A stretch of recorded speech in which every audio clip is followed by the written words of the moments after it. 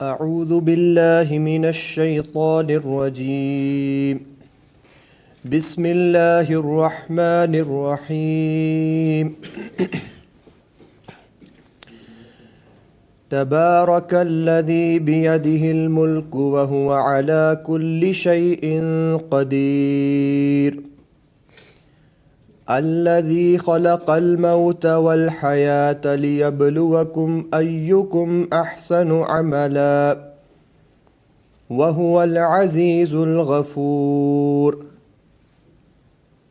الذي خلق 7 سماوات طباقا ما ترى في خلق الرحمن من تفاوت فارجع البصر هل ترى من فطور ثم ارجع البصر كرتين ينقلب إليك البصر خاسئا وهو حسير. ولقد زينا السماء الدنيا بمصابيح وجعلناها رجوما للشياطين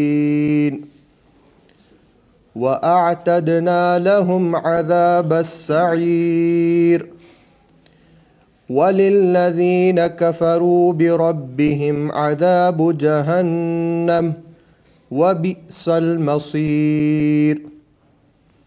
إذا ألقوا فيها سمعوا لها شهيقا وهي تفور تكاد تميز من الغيظ كلما ألقي فيها فوج سألهم خزنتها ألم يأتكم نذير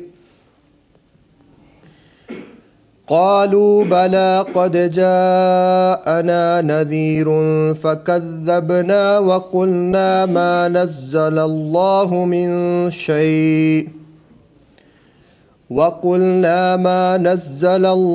من شيء إن أنتم إلا في ضلال كبير. وقالوا لو كنا نسمع أو نعقل ما كنا في أصحاب السعير. فاعترفوا بذنبهم فسحقا لأصحاب السعير. إن الذين يخشون ربهم بالغيب لهم مغفرة وأجر كبير. وأسروا قولكم أو اجهروا به إنه عليم بذات الصدور. ألا يعلم من خلق وهو اللطيف الخبير. هو الذي جعل لكم الأرض ذلولا فامشوا في مناكبها وكلوا من رزقه وإليه النشور. أأمنتم من في السماء أن يخسف بكم الأرض فإذا هي تمور أم أمنتم من في السماء أن يرسل عليكم حاصبا فستعلمون كيف نذير. ولقد كذب الذين من قبلهم فكيف كان نكير. أولم يروا إلى الطير فوقهم صافات ويقبض ما يمسكهن إلا الرحمن إنه بكل شيء بصير. أمن هذا الذي هو جند لكم ينصركم من دون الرحمن إن الكافرون إلا في غرور. أَمَّنْ هَذَا الَّذِي يَرْزُقُكُمْ إِنْ أَمْسَكَ رِزْقَهُ بَلْ لَجُّوا فِي عُتُوٍّ وَنُفُورٍ أَفَمَنْ يَمْشِي مُكِبًّا عَلَى وَجْهِهِ أَهْدَىٰ أَمَّنْ يَمْشِي سَوِيًّا عَلَى صِرَاطٍ مُسْتَقِيمٍ قُلْ هُوَ الَّذِي أَنشَأَكُمْ وَجَعَلَ لَكُمُ السَّمْعَ وَالْأَبْصَارَ وَالْأَفْئِدَةَ قَلِيلًا مَا تَشْكُرُونَ قُلْ هُوَ الَّذِي ذَرَأَكُمْ فِي الْأَرْضِ وَإِلَيْهِ تُحْشَرُونَ وَيَقُولُونَ مَتَى هَذَا الْوَعْدُ إِن كُنتُمْ صَادِقِينَ قُلْ إِنَّمَا الْعِلْمُ عِندَ اللَّهِ وَإِنَّمَا أَنَا نَذِيرٌ مُبِينٌ فَلَمَّا رَأَوْهُ زُلْفَةً سِيئَتْ وُجُوهُ الَّذِينَ كَفَرُوا وَقِيلَ هَذَا الَّذِي كُنتُم بِهِ تَدَّعُونَ قُلْ أَرَأَيْتُمْ إِنْ أَهْلَكَنِيَ اللَّهُ وَمَن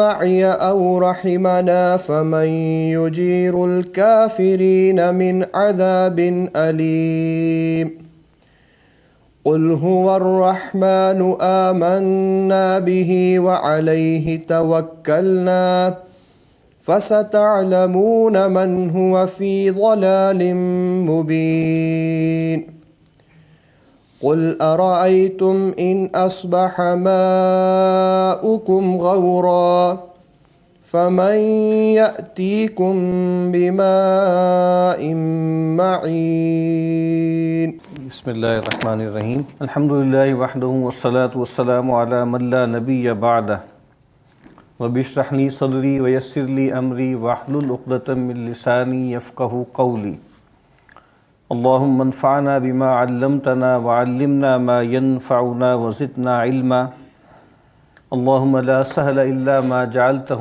سهلا وانت تجعل الحزن اذا شئت سهلا آمین یا رب العالمین۔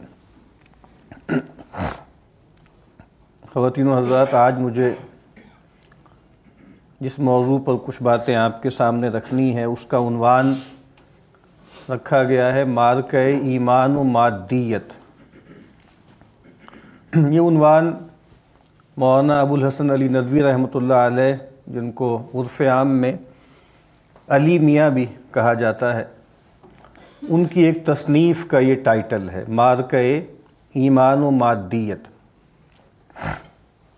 اور بنیادی طور پر یہ سورۃ الکہف کی ایک خاص طرح کی، آپ کہہ لیں کہ تفسیر تو نہیں کہنا چاہیے، ایک خاص طرح کی ریڈنگ ہے۔ اور تفسیر کے علم میں ایک جانرا ہے جس کو کہا جاتا ہے التفسیر الموضوعی، کہ کسی ایک خاص موضوع کو لے کر اس پر جو ہے وہ تفسیر کی جائے۔ تو بعض اوقات وہ کسی تھیم پر ہوتی ہے، مثال کے طور پہ الصبر فی القرآن، الجہاد فی القرآن مثال کے طور پہ، اور بعض اوقات کسی ایک صورت کو لے کر اس کو ایز اے ٹوٹیلٹی اس کا مطالعہ کیا جاتا ہے، اس کا ایک تھیمیٹک جائزہ لیا جاتا ہے۔ تو مولانا نے بنیادی طور پر سورہ کہف کا جائزہ لیا ہے، اور خاص جو نسبت ہے وہ فتنہ دجال ہے، کیونکہ نبی کریم صلی اللہ علیہ وسلم نے فرمایا کہ جو شخص جو ہے وہ سورہ کہف کی ابتدائی 10 آیات کو حفظ کرے گا، ان کو اپنا معمول بنائے گا، وہ فتنہ دجال سے اس کی حفاظت کی جائے گی۔ اور ایک روایت میں آپ نے فرمایا کہ جو کوئی بھی تم میں اس کو پائے فَلْيَقْرَأْ عَلَيْهِ فَوَاتِحَ سورۃ الکہف، تو اس کو چاہیے کہ پھر دجال کے سامنے سورہ کہف کی ابتدائی آیات جو ہے وہ تلاوت کرے، پڑھ لے۔ اسی طریقے سے سورہ کہف کی اسی طرح کی ایک تفصیل جو ہے وہ فتنہ دجال کے حوالے سے وہ مولانا مناظر حسن گیلانی رحمۃ اللہ علیہ نے بھی کی ہے، ان کی مشہور تصنیف ہے التذکیر بصورت الکہف. تو بہرحال یہ عنوان وہاں سے لیا گیا ہے، معرکہ ایمان و مادیت. ایک لحاظ سے آپ دیکھیں تو جیسے جو بائنری بننی چاہیے نا، وہ بننی چاہیے ایمان و کفر کی، اور مادیت کے مقابل میں روحانیت کی. لیکن چونکہ روحانیت کا لفظ اس کے اندر ایک خاص طرح کی آپ کہہ لیں کہ پراسراریت پائی جاتی ہے، اور ایک خاص طرح کا ایسوٹیریسزم اس سے لوگوں نے متعلق کر دیا ہے، اس وجہ سے روحانیت کی اصطلاح بہت زیادہ ویگ ہو گئی ہے، اور مطلب اس کا ایبیوز بھی بہت کیا جاتا ہے. اسی وجہ سے ورنہ تو اگر آپ دیکھیں گے نا کہ یہ جو مارکہ ہے، جس کو اقبال نے ایک جگہ کہا نا کہ دنیا کو ہے پھر مارکہ روح و بدن پیش، تو وہاں روح اور بدن، ٹھیک ہے، یعنی ایک وہ لوگ ہیں کہ جو انسان کو ایک روحانی وجود مانتے ہیں، اس دنیا کی روحانی اصل مانتے ہیں، اور ایک وہ لوگ ہیں جو انسان کو بھی اور کائنات کو بھی سراسر مادہ مانتے ہیں. تو دنیا کو ہے پھر مارکہ روح و بدن پیش. ابلیس نے پھر اپنے درندوں کو ابھارا، اللہ کو پامر دیے مومن پہ بھروسہ، ابلیس کو یورپ کی مشینوں کا سہارا. اگرچہ یہ جو دوسرا شعر ہے اس کا پہلا مصرع تھیولوجیکلی پرابلمیٹک ہے، یعنی یہ کہنا کہ اللہ کو جو ہے وہ کسی چیز پر بھروسہ ہے، یہ ویسے نامناسب لفظ ہے. لیکن بہرحال یہاں اقبال چونکہ کوئی علم کلام پر کوئی ٹریٹیز نہیں لکھ رہے تھے، ایک شعر کہا ہے انہوں نے، ورنہ بہرحال یہ لفظ اللہ کے لیے قطعاً نامناسب ہے کہ اللہ کسی پر بھروسہ کرتا ہے یا اللہ ڈیپینڈ کرتا ہے. تو ڈیپینڈ تو انسان کرتا ہے. تو بہرحال میں یہ عرض کر رہا تھا کہ یہ مارکہ روح و بدن ہے. اور آپ دیکھیے کہ ہمیں یہ پتہ لگتا ہے کہ یہ جو دنیا ہے اس کا آغاز بھی ایک آپ سمجھ لیں کہ جدل سے ہوا تھا، ایک ڈائلیکٹکس سے ہوا تھا، اور اس کا خاتمہ بھی ایک ڈائلیکٹکس پہ ہوگا. یعنی جو آپ کہیں کہ جو بالکل ابتدائی کریکٹرز ہیں وہ کیا ہیں، وہ آدم و ابلیس ہے. اور جب یہ دنیا اپنی گویا کلمینیشن کی طرف بڑھے گی اور گویا اس کے خاتمے کی الٹی گنتی شروع ہو جائے گی، تو وہاں پر بھی پھر ہمیں دو کردار نظر آتے ہیں. یعنی ایک آدم کے وارث، آدمیت کے وارث. آدم کون؟ کہ جو خلیفۃ اللہ ہیں. آدم کون؟ جو گویا آرکیٹائپل عبداللہ ہیں. یعنی اللہ کا بندہ کون ہوتا ہے، تو وہ آدم سے ہمیں پتہ لگے گا. اور اس کے مقابل میں اللہ کے خلاف سرکشی، اللہ کے خلاف بغاوت، ٹھیک ہے، اس کا سمبل کون ہے؟ اس کا سمبل جو ہے وہ ابلیس ہے. بعض اوقات کچھ لوگ یہ کہتے ہیں کہ جیسے کوئی بائنری معاذ اللہ خدا اور ابلیس کی ہے. نہیں، معاذ اللہ، کبھی بھی نہیں. یعنی یہ بائنری تو وہ ہے جو پارسیوں نے بنائی، جو زوراسٹرینز نے بنائی، زرتشتیوں نے بنائی. اور دنیا میں ایک بہت بڑا مسئلہ ہے فلسفیانہ اعتبار سے، جس کو کہا جاتا ہے پرابلم آف ایول یا problem of pain and suffering. تو اس کا جو حل نکالا زرتشت نے، وہ یہ نکالا کہ اصل میں اس دنیا کو گورن کرنے والی ڈیوائن لیول پر بھی اس میں ایک ڈویلٹی پائی جاتی ہے. یعنی ایک خدا وہ ہے جو خیر کا ایجنٹ ہے، جس کو وہ یزداں کہتے ہیں، اور ایک خدا وہ ہے جو شر کا پروپیگیٹر ہے، جس کو وہ اہرمن کہتے ہیں. تو ہم کبھی بھی ایسا نہیں سمجھتے. یعنی ابلیس معاذ اللہ اللہ کا مد مقابل نہیں ہے، وہ آدم کا مد مقابل ہے. اور ابلیس اللہ کا بندہ ہے. اور جیسے ہر مخلوق کو اللہ تعالیٰ نے اس کی جو ہے یہاں پیشانی کے بالوں سے پکڑا ہوا ہے، تو ابلیس بھی اللہ کی ایسی ہی گرفت میں ہے. جب چاہے اللہ اس کو مسل دے. لیکن چونکہ اللہ کی اپنی ایک اسکیم ہے، اللہ نے اس کائنات کو آزمائش کے قانون پہ بنایا ہے، تو اللہ تعالیٰ نے اس کو جو ہے وہ مہلت دے رکھی ہے، ٹھیک ہے، کہ جب تک یہ دنیا چلتی ہے تم میرے بندوں کو گمراہ کرنے کی کوشش کر لو. تو بہرحال میں یہ عرض کر رہا تھا کہ ہمارے ہاں جو بائنری ہے وہ کیا ہے، وہ آدم اور ابلیس ہے. اور میں یہ بتا رہا تھا کہ دنیا جب اپنے خاتمے کی طرف جائے گی تو یہ دونوں قوتیں، آدم اور ابلیس کی، جو آپ سمجھ لیں کہ جو اس کی اولاد ہے یا اس کے جو ماننے والے ہیں یا اس کو فالو کرنے والے ہیں، اپنی انتہا پر پہنچیں گے. تو ابلیسیت کا گویا سب سے بڑا بروز انسانی شکل میں جو ہوگا وہ شخص دجال میں ہوگا. اور نبی اکرم صلی اللہ علیہ وسلم، اور یہ ہمیں معلوم ہے کہ وہ مخلوق ہے، وہ بندوں میں سے ہے، اور جو روایتیں ہمارے سامنے ہے وہ بنی آدم ہی میں سے ہے، یعنی وہ کوئی الگ سپیشی نہیں ہے. ایک بات تو یہ ہے کہ وہ کوئی میٹافر نہیں ہے، وہ کوئی استعارہ نہیں ہے، بلکہ وہ ایک گوشت پوشت کا وجود ہے، ایک جسم رکھنے والا وجود. اور دوسری بات یہ ہے کہ وہ بنی آدم میں سے ہے. تو گویا دجال کیا ہے؟ وہ ابلیس کا گویا سب سے بڑا ہتھیار ہے. اور نبی اکرم صلی اللہ علیہ وسلم نے فرمایا ہے کہ آدم کی تخلیق سے لے کے دنیا کے خاتمے تک کوئی فتنہ جو ہے وہ المسیح الدجال کے فتنے سے بڑا نہیں ہے. اور ہر پیغمبر نے جو ہے، ہر رسول نے، ہر نبی نے اپنی قوم کو متنبع کیا ہے، خبردار کیا ہے دجال سے، یہاں تک کہ سیدنا نوح علیہ السلام نے بھی اپنی قوم کو باخبر کیا تھا. سیدنا نوح کا تذکرہ خاص طور پہ رسول اللہ نے اس وجہ سے کیا کہ آدم جو ہیں وہ پہلے نبی ہیں اور نوح پہلے رسول ہیں، یعنی جن کو ایک متعین قوم کی طرف ہدایت دینے کے لیے بھیجا گیا. تو ابلیس کا گویا آپ سمجھ لیں جو سارے اس کا سلسلہ ہے، اس کا اختتام، اس کی کلمینیشن کہاں پر جا کر ہوگی؟ دجال میں. گویا وہ مادیت کی انتہا ہے. اور آدم ظاہری بات ہے ایک روحانی وجود ہے. خود قرآن مجید نے کہا نا کہ نفخت فیہ من روحی، اللہ تعالیٰ فرماتے ہیں کہ میں نے اس میں اپنی روح میں سے پھونکا. خلقتہ بیدی بلا تشبیہ، میں نے اس کو اپنے دونوں ہاتھوں سے پیدا کیا. تو وہ جو آدم ہے جو بنیادی طور پر ایک روحانی وجود ہیں، ان کی گویا انتہا کہاں جا کر ہوگی؟ وہ روح اللہ کے ہاں ہوگی. روح اللہ کون ہے؟ سیدنا مسیح علیہ السلام، سیدنا عیسیٰ علیہ السلام. گویا وہ دنیا کے خاتمے سے پہلے ان کا نزول ثانی ہوگا. اور پھر یہ جو مارکہ روح و بدن ہے یہ بالکل اپنی انتہا پر وہاں جا کر ظاہر ہو. توجہات زیادہ کائنات پر فوکس ہو گئیں، کیونکہ اگر آپ انسان کو یہ سمجھیں کہ انسان جو ہے وہ ایک کوالٹیٹیو بینگ ہے.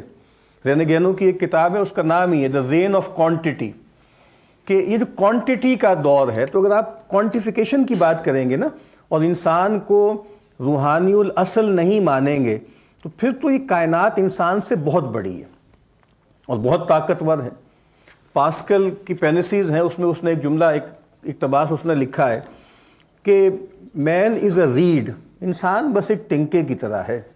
ہوا اس کو اڑا لے جاتی ہے، پانی اس کو بہا لے جاتی ہے، اور وہ بالکل جو ہے وہ بالکل ایسی چیز ہے کہ ایسے لگتا ہے کہ کوئی حیثیت ہی نہیں ہے اس کی.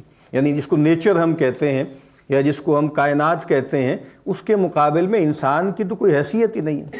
لیکن جس وقت ہوا اس کو اڑا رہی ہوتی ہے، جب پانی اس کو بہا رہا ہوتا ہے، اس وقت بھی وہ یہ جانتا ہے کہ اس کے ساتھ یہ سب کیا ہو رہا ہے. اور کہا کہ اس وقت بھی وہ جو ایک تنکا ہے وہ سمندر سے بھی بڑا ہے اور ہوا کے طوفانوں سے بھی بڑا ہے. وجہ کیا ہے؟ Because he is a thinking reed. وہ ایک سوچنے سمجھنے والا سرکنڈا ہے، وہ ایک سوچنے سمجھنے والا تنکا ہے. اس کو پتہ ہے کہ اس کے ساتھ یہ سب کیوں ہو رہا ہے. تو یہ جو کانشیسنس ہے، اور خاص طور پر سیلف کانشیسنس، یہ جو ایک آئی ایم نیس ہے، یہ انسان کے اندر پائی جاتی ہے. ابھی آج کل آپ کو معلوم ہے ہمارے ہاں بہت چرچا ہے اے آئی کا، اور ایک ڈر ہے لوگوں کو کہ نینو ٹیکنالوجی اور بائیو ٹیکنالوجی، اس کی جو میرج ہوگی تو اس سے کیا طوفان برپا ہوں گے اور صورتحال کہاں تک پہنچے گی. اور آرٹیفیشل انٹیلیجنس کی بات ہو رہی ہے. تو وہ شخص جو آج کل کچھ 5-6 سال سے بہت زیادہ پاپولر ہے، ہراری، جو کہ ایتھیسٹ بھی ہے، جو ہومو سیکشول بھی ہے، اس نے بھی یہ بات کہی ہے کہ بھئی یہ لوگ بلا وجہ میں ڈر رہے ہیں. مشین کے اندر آپ انٹیلیجنس پیدا کر سکتے ہیں، آپ اس کے اندر ایک خاص طرح کی ریشیوسینیشن جس کو کہتے ہیں، ریشنیلٹی، اینڈز مینز ریشنیلٹی، یہ آپ پیدا کر سکتے ہیں. کانشیسنس آپ اس کے اندر پیدا نہیں کر سکتے. اور یہ جو ایک خیال ہے نا بہت پرانا لوگوں کا، پی وی شیلی کی بھی جو ایک فکشن کی کتاب تھی نا فرینکنسٹین، کہ جیسے ایک انسان نے ایک مشین بنائی اور وہ مشین انسان پر غالب آ گئی، مشین نے انسان کو گویا کھا لیا. یہ ٹھیک نہیں ہے، یہ ٹھیک نہیں. اصل بات یہ ہے کہ ہیومن ایجنسی باقی رہے گی. اور چاہے خدا کو کوئی مانتا ہو یا نہ مانتا ہو، انسان کی برتری کائنات پر قائم رہے گی۔ یہ آپ کو پتہ ہے ہمارے صوفیاء کے ہاں بھی یہ پایا جاتا ہے تھیم کہ جو انفس ہے وہ آفاق سے بڑا ہے، یعنی جو مائکرو کازم ہے وہ میکرو کازم سے بڑا ہے۔ اور ویسے بھی ہمارے صوفیاء یہ کہتے تھے کہ اللہ تعالیٰ انسان کیا ہے، یہ آیت جامعہ ہے، اس کائنات کی ہر چیز میں اللہ کی ایک نشانی ہے نا، اللہ کی طرف ایک انڈیکیشن ہے، لیکن انسان کے اندر گویا وہ ساری نشانیاں جمع ہیں۔ اور اس دنیا میں اللہ تعالیٰ کی سب سے بڑی نشانی نہ پیڑ پودا ہے، نہ کوئی درخت ہے، نہ کوئی سمندر ہے، بلکہ وہ اللہ کا بندہ ہے، وہ بندہ کہ جو عبد کامل ہے، جس کو ہمارے صوفیاء کہتے تھے انسان کامل۔ اسی وجہ سے ہر دور کا نبی وہ اللہ کی سب سے بڑی نشانی ہوتا ہے، اور آج کے دور میں بھی اللہ کی سب سے بڑی نشانی اللہ کا ولی ہوتا ہے، اور وہ ولی موجود ہیں اس وقت بھی دنیا میں۔ سب سے بڑی نشانی اللہ کی وہ ہے۔ اللہ کے نبی نے سے پوچھا گیا نا کہ کون لوگ ہیں جن کی ہمیں صحبت اختیار کرنی چاہیے، تو فرمایا الذین اذا رؤوا ذکر اللہ، وہ لوگ کہ جب ان کو دیکھا جائے تو اللہ یاد آ جائے، اللہ کی یاد قائم ہو جائے۔ تو میں یہ عرض کر رہا تھا کہ یہ جو ہمیں اب بہت زیادہ ایک انگزائٹی اور پریشانی جو ہے وہ لاحق ہے، خاص طور پر یہ جو اب یہ چیٹ جی پی ٹی کا تصور آیا ہے، جارڈن پیٹرسن کی آج کل کچھ کلپس بہت وائرل ہو رہے ہیں کہ اب ایسے لگتا ہے کہ جیسے انسان ریڈنڈنٹ ہونے والا ہے، انسان ایک آبسولیٹ وجود بننے والا ہے۔ میں فلسفے کا طالب علم ہوں، ہر سال نومبر کے تیسرے ہفتے میں ورلڈ فلسفی ڈے منایا جاتا ہے۔ یونیسکو کے ہاں آپ کو معلوم ہے کہ دن منانے کا ایک رواج ہے، فلسفے کا بھی دن ہے، تو ہر نومبر کی جو ہر سال نومبر کی جو تیسری جمعرات ہوتی ہے وہ ورلڈ فلسفی ڈے ہے۔ تو ہر سال یونیسکو کو اس کا تھیم بھی دیتی ہے کہ بھئی اس دفعہ جو ہے وہ اس موضوع پر گفتگو کی جائے، اس پر سیمینارز کرائے جائیں۔ تو جو 2022 کا تھیم تھا اس کا ٹائٹل کیا تھا؟ The fourth coming human, the fourth coming human, یعنی اب جو نیا انسان آنے والا ہے۔ اس پر کتابیں لکھی جا رہی ہیں، ہیومینٹی 2.0، ٹھیک ہے نا؟ تو اس پر بات ہو رہی ہے کہ یہ جو انسان، یہ جو ہیومینٹی موجود ہے، یہ آہستہ آہستہ ختم ہو جائے گی، یہ ریڈنڈنٹ ہو جائے گی۔ اور شروع کہاں سے ہوئے تھے آپ؟ شروع آپ یہاں سے ہوئے تھے کہ man is the measure of all things, انسان جو ہے وہ ہر چیز کا پیمانہ ہے۔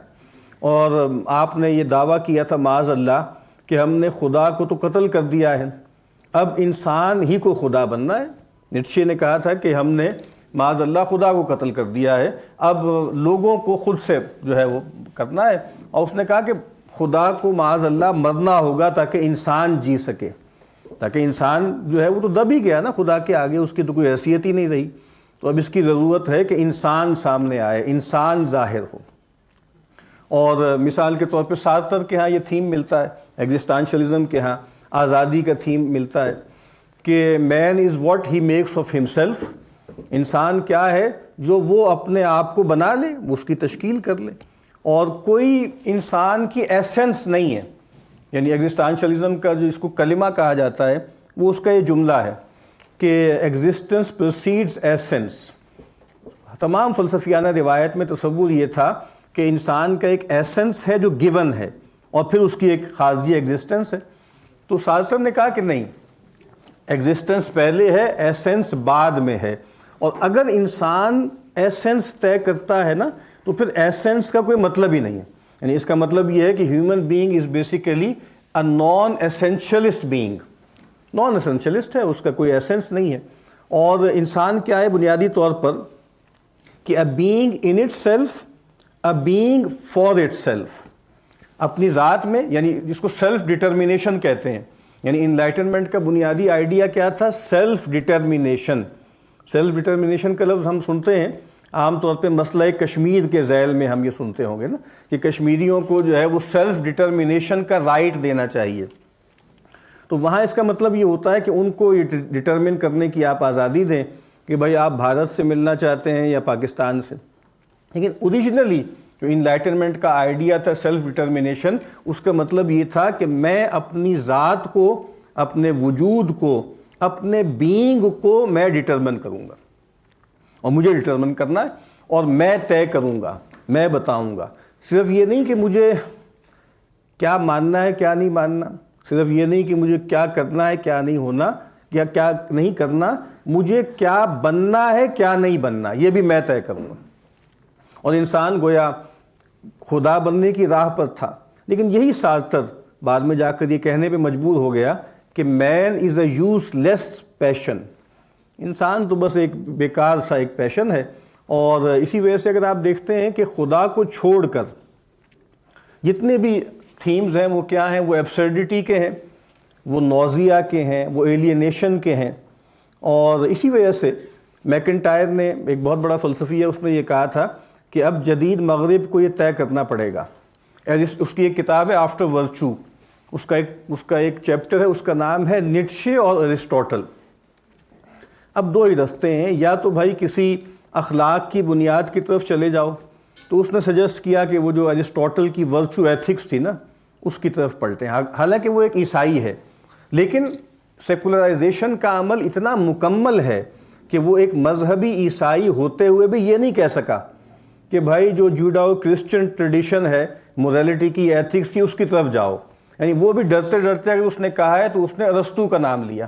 بھائی اس کو تو بڑا مانتے ہو نا، سبھی مانتے ہیں کہ جو ماڈرن سویلائزیشن ہے، ویسٹرن سویلائزیشن، اس کے جینیسز میں جو ہے وہ گریکو رومن ایک حصہ ہے اور ایک جو ہے وہ جوڈاؤ کرسچن ہے. لیکن جوڈاؤ کرسچن کا ذکر کرنا اب ممکن نہیں ہے. وہ جس کو چارلز ٹیلر کہتا ہے نا کہ اب وہ پلازیبل نہیں ہے، اب وہ پلازیبل نہیں. اب جو ہے وہ آپ زیادہ سے زیادہ ریفر جو کریں گے تو آپ جو ہے وہ گریکو رومن کی طرف ریفر کریں، اس کی طرف پلٹیں. تو اس نے کہا کہ یا تو آپ ارسطو کو اختیار کر لیں ورنہ پھر انجام نیٹشے ہے. یعنی نہلزم سے اگر آپ کو بچنا ہے تو آپ کو کوئی نہ کوئی اینکرنگ کرنی ہوگی، کسی نہ کسی جگہ جا کر آپ کو ٹھہرنا ہوگا. تو یہ جو انسان کا معاملہ ہے نا، کہ ابھی میں دیکھ رہا تھا ایک کتاب ایک صاحب نے مجھے ابھی دی، اس میں یاس جگانا چنگیزی کی غزل مشہور نقل ہوئی ہوئی تھی. تو اس کا شعر بہت معروف ہے کہ خودی کا نشہ چڑھا آپ میں رہا نہ گیا، خدا بنے تھے یگانہ مگر بنا نہ گیا. یہ ہے پوری جدید آدمی کی گویا سوانح، یہ ہے کہ خدا بننے چلے تھے اور اب جو ہے وہ مشین بن گئے.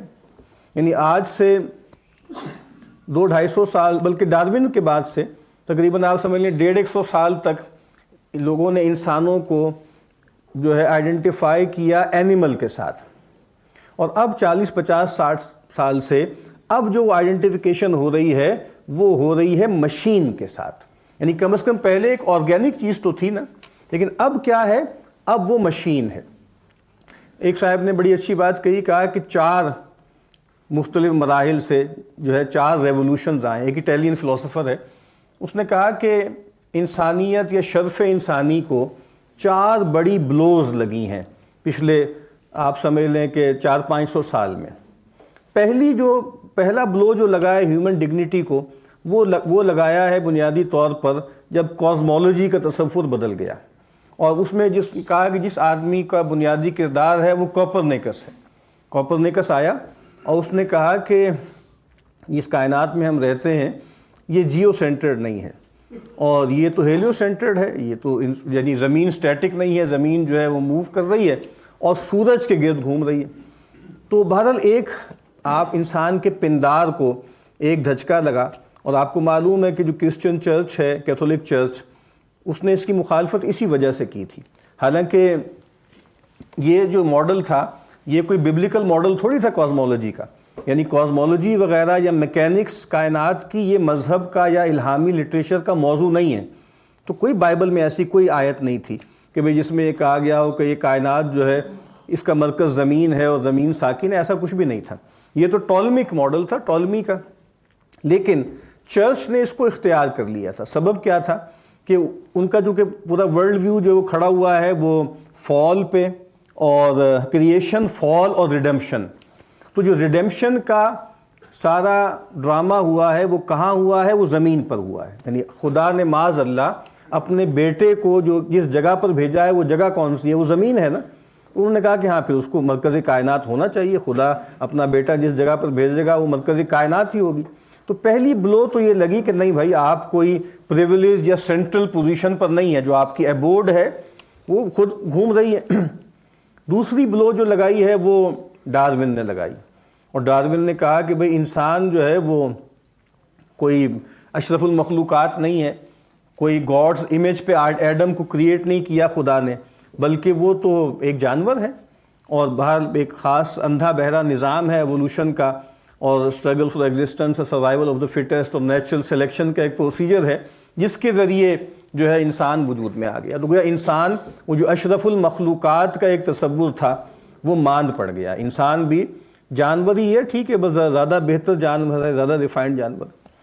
پھر اس کے بعد فرائیڈ آیا، اور فرائیڈ نے یہ بات کہی کہ بنیادی طور پر یہ دو بڑے دھکے انسانیت کے شرف کو لگے، اور تیسرا دھکا خود فرائیڈ نے لگا دیا، اور اس نے کہا کہ یہ جو حیوان ہے یہ حیوان بھی بیمار ہے، اور یہ ایک ذہنی مریض ہے، اور ایک بنیادی طور پہ سیکچول مینیک ہے۔ یہ تو بالکل ایک، یعنی انسان کا خیال یہ تھا نا کہ میں گویا میری زندگی کانشیسنس سے گورن ہوتی ہے، تو فرائیڈ نے کہا کہ نہیں، سب کانشیس یا جو ہے ان کانشیس ہے جو انسان کی شخصیت کو جو ہے وہ ڈرائیو کرتا ہے۔ تو یہ ایک اور بلو لگی، اور اس میں جو بنیادی کریکٹر تھا وہ فرائیڈ تھا کہ انسان ایک تو جانور ہے، اور وہ جانور بھی نیوروسس کا شکار ہے، وہ بھی گویا ذہنی طور پر مریض ہے۔ پھر وہ اٹیلین فلاسفر کہتا ہے کہ اب ایک چوتھی بلو بھی لگی انسانیت کو کے تصور کو، اور وہ کس نے لگائی؟ وہ ایلن ٹیورنگ نے لگائی، ٹھیک ہے۔ ٹیورنگ مشین فلسفے میں لوگ پڑھتے ہیں، کمپیوٹر سائنس میں بھی پڑھتے ہیں، کہ یہ تصور کہ ایک ایسی مشین بنا دی جائے جو تھنکنگ مشین ہو۔ تو اب ہم دیکھتے ہیں نا کہ موجودہ دور، میں نے جہاں سے گفتگو شروع کی تھی، ہر دور کی ایک آنٹولوجی ہوتی ہے۔ پہلے جو تھی وہ تھیولوجی تھی، انلائٹنمنٹ کے شروع میں جو ہے رینیساں کے شروع میں انسان مرکز میں آیا۔ سائنٹیفک ریولوشن کے بعد پھر جو آنٹولوجی کیا بن گئی؟ وہ کاسمولوجی بن گئی۔ جو ہے وہ پرسی کی ایک کتاب ہے، اس کا نام ہے لاسٹ ان دا کاسموس، یعنی آپ نے انسان کی شرف سے بات شروع کی تھی، لیکن جب آپ اس کائنات پر آپ نے غور کیا تو انسان تو کچھ بھی نہیں ہے۔ وہ جو اقبال نے کہا نا کہ کافر کی یہ پہچان کہ آفاق میں گم ہے، تو جو ہے وہ نینسی پرسی کی کتاب کا نام ہی یہی ہے، لاسٹ ان دا کاسموس، یعنی شروع ہوئے تھے انسان کے شرف سے، لیکن پھر اس کائنات کے اندر کھو کے رہ گئے اور انسان غائب ہو گیا۔ تو اب یعنی پہلے کیا تھی؟ تھیولوجی، اس کے بعد اینتھروپولوجی، اس کے بعد کاسمولوجی، اور موجودہ دور کی جو آنٹولوجی ہے وہ ٹیکنالوجی۔ ہائیڈگر نے یہ بات کہی، اس نے کہا تھا کہ technology is the ontology of our age, ہمارے دور کا جو علم الوجود ہے وہ کیا ہے؟ وہ ٹیکنالوجی۔ اور ہم جیسے ایک ایسی دنیا میں رہتے ہیں جو ٹیکنالوجیکلی میڈیٹڈ ہے، یعنی ہمارے ایک دانشور دوست ہیں، وہ بڑی اچھی بات کرتے ہیں کہ پہلے یہ کائنات بھی بالکل بدیہی تھی، ظاہری تھی، بالکل واضح تھی، اور آنکھوں سے نظر آتی تھی، ننگی آنکھ سے ہم اس کو دیکھتے تھے اور اس کو پرسیو بھی کرتے تھے، اور میرا اپنا وجود بھی، یعنی جو انفس ہے وہ بھی بدیہی تھا۔ لیکن جو اب جس دور میں ہم رہتے ہیں اس میں ہر چیز کو اتنا پیچیدہ کر دیا گیا ہے کہ نہ آفاق بدیہی رہا ہے، وہ بھی ایک خاص لاجک کے تابع ہو گیا ہے، ایک خاص سٹرکچر کے تابع ہو گیا ہے، اور نہ انفس جو ہیومن سبجیکٹ ہے وہ بھی بالکل واضح رہا ہے۔ تو آبجیکٹ بھی بلر کر گیا، سبجیکٹ بھی جو ہے وہ بھی دھندلا گیا۔ امجد اسلام امجد کا ایک نظم ہے، تو انہوں نے کہا نا کہ دن رات کے آنے جانے میں دنیا کے عجائب خانے میں کبھی شیشے دھندلے ہوتے ہیں، کبھی منظر صاف نہیں ہوتے۔ تو کبھی شیشے دھندلے ہوتے ہیں، یہ جو اینک لگائی ہوئی ہے میں نے، یہ جو ہے یہ دھندلے، یعنی سبجیکٹ میں مسئلہ ہو جاتا ہے، انسان جو سوچنے والا آدمی ہے، جو تھنکنگ سیلف ہے، اور کبھی منظر صاف نہیں ہوتے۔ تو اب آپ دیکھیے نا کہ سبجیکٹ بھی جو ہے وہ ایسا لگ رہا ہے کہ غائب ہو گیا ہے، اور آبجیکٹ جو ہے وہ اتنا پیچیدہ ہو گیا ہے کہ اس نے گویا اس سبجیکٹ کو کھا لیا ہے۔ تو پرانا جو ماڈرنٹی ہے وہ کیا تھی؟ وہ بنیادی طور پر ایجاد وجود تھی، کہ ہمیں وجود کو ایجاد کرنا ہے۔ پہلے کیا ہوتا تھا؟ دریافت ہوتی تھی، وجود خدا نے، سب سے بڑا وجود خدا ہے اور خدا ہی نے سب کچھ پیدا کیا ہے، لیکن مجھے اب ایجاد وجود کرنا ہے۔ یا مجھے اس کائنات پر تصرف حاصل کرنا ہے. وہاں سے بات شروع کی. اب پھر اس کے بعد جب کائنات سے توجہ ہٹائی, یعنی میکرو کازم سے توجہ ہٹائی, تو پھر انسان پہ فوکس کیا. یعنی پہلے آپ دیکھتے ہیں نیچرل سائنسز, فزیکل سائنسز, اس کے بعد ہیومن سائنسز, سوشل سائنسز. اور اگر آپ ان سوشل سائنسز کی جو ہے اگر تاریخ پر آپ کی نظر ہو, اور پھر جو اس میں کرٹیکل تھیورسٹ جو بات کہتے ہیں کہ یہ جو ماڈرن ڈسپلنز جن کو ہم کہتے ہیں, میڈیسن ہے, سائیکیٹری ہے, کریمنالوجی ہے, اس کو مشیل فوکو کہتا ہے کہ یہ اصل میں ڈسپلنری ڈسپلنز ہے. یعنی آپ دیکھ رہے ہیں لفظ ایک ہی ہے, ڈسپلن کرنا لوگوں کو, ٹھیک ہے, ایک خاص جو ہے وہ دھرے پہ لے کر آنا, ایک خاص طریقے سے ان کو مینیج کرنا, اور اسی سے ڈسپلن ہے. آپ کا ڈسپلن کیا ہے جی؟ میرا ڈسپلن میڈیسن ہے. آپ کا ڈسپلن کیا ہے جی؟ میرا ڈسپلن جو ہے وہ انجینئرنگ ہے. تو یہ لفظ بھی بہت قابل غور ہے کہ جو موجودہ علم کی مختلف شاخیں ہیں, بنیادی طور پر اس کو وہ کہتے ہیں ڈسپلنری سوسائٹی. یہ ڈسپلن کرنے کے لیے ہیں. اور وہ یہ کہا کرتا تھا کہ بھائی مشیل فوکو کے ایک پینوپٹیکون کا تصور ہوتا ہے کہ بھائی ایک بڑا ٹاور ہے اور وہ جیل کے درمیان میں ہوتا تھا, اور وہ ایک ایسے بنایا جاتا تھا کہ تمام بیرکس میں نگاہ جا سکے. تو ایک فزیکل پینوپٹیکون تھا. اس کے بعد پھر میں نے عرض کیا نا کہ پہلے کائنات پہ توجہ کی, پھر انسان کو قابو کرنے کی بات کی. پہلے انسان کے جسم کو قابو کیا, اس کو کالونائز کیا, ٹھیک ہے, اس کو جو ہے اس کے اندر انکروچمنٹ کی, اور اس کے بعد پھر اب انسان کے شعور یا ذہن کو اب کالونائز کیا جا رہا ہے. یعنی پہلے ایجاد وجود تھا, اب ایجاد شعور ہے.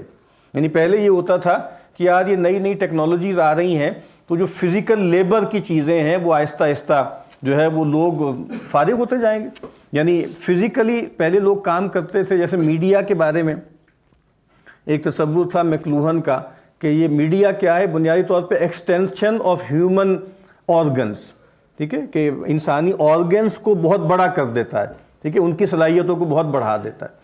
تو پہلے انہوں نے کیا کیا کہ فزیکل لیبر کو ریپلیس کیا.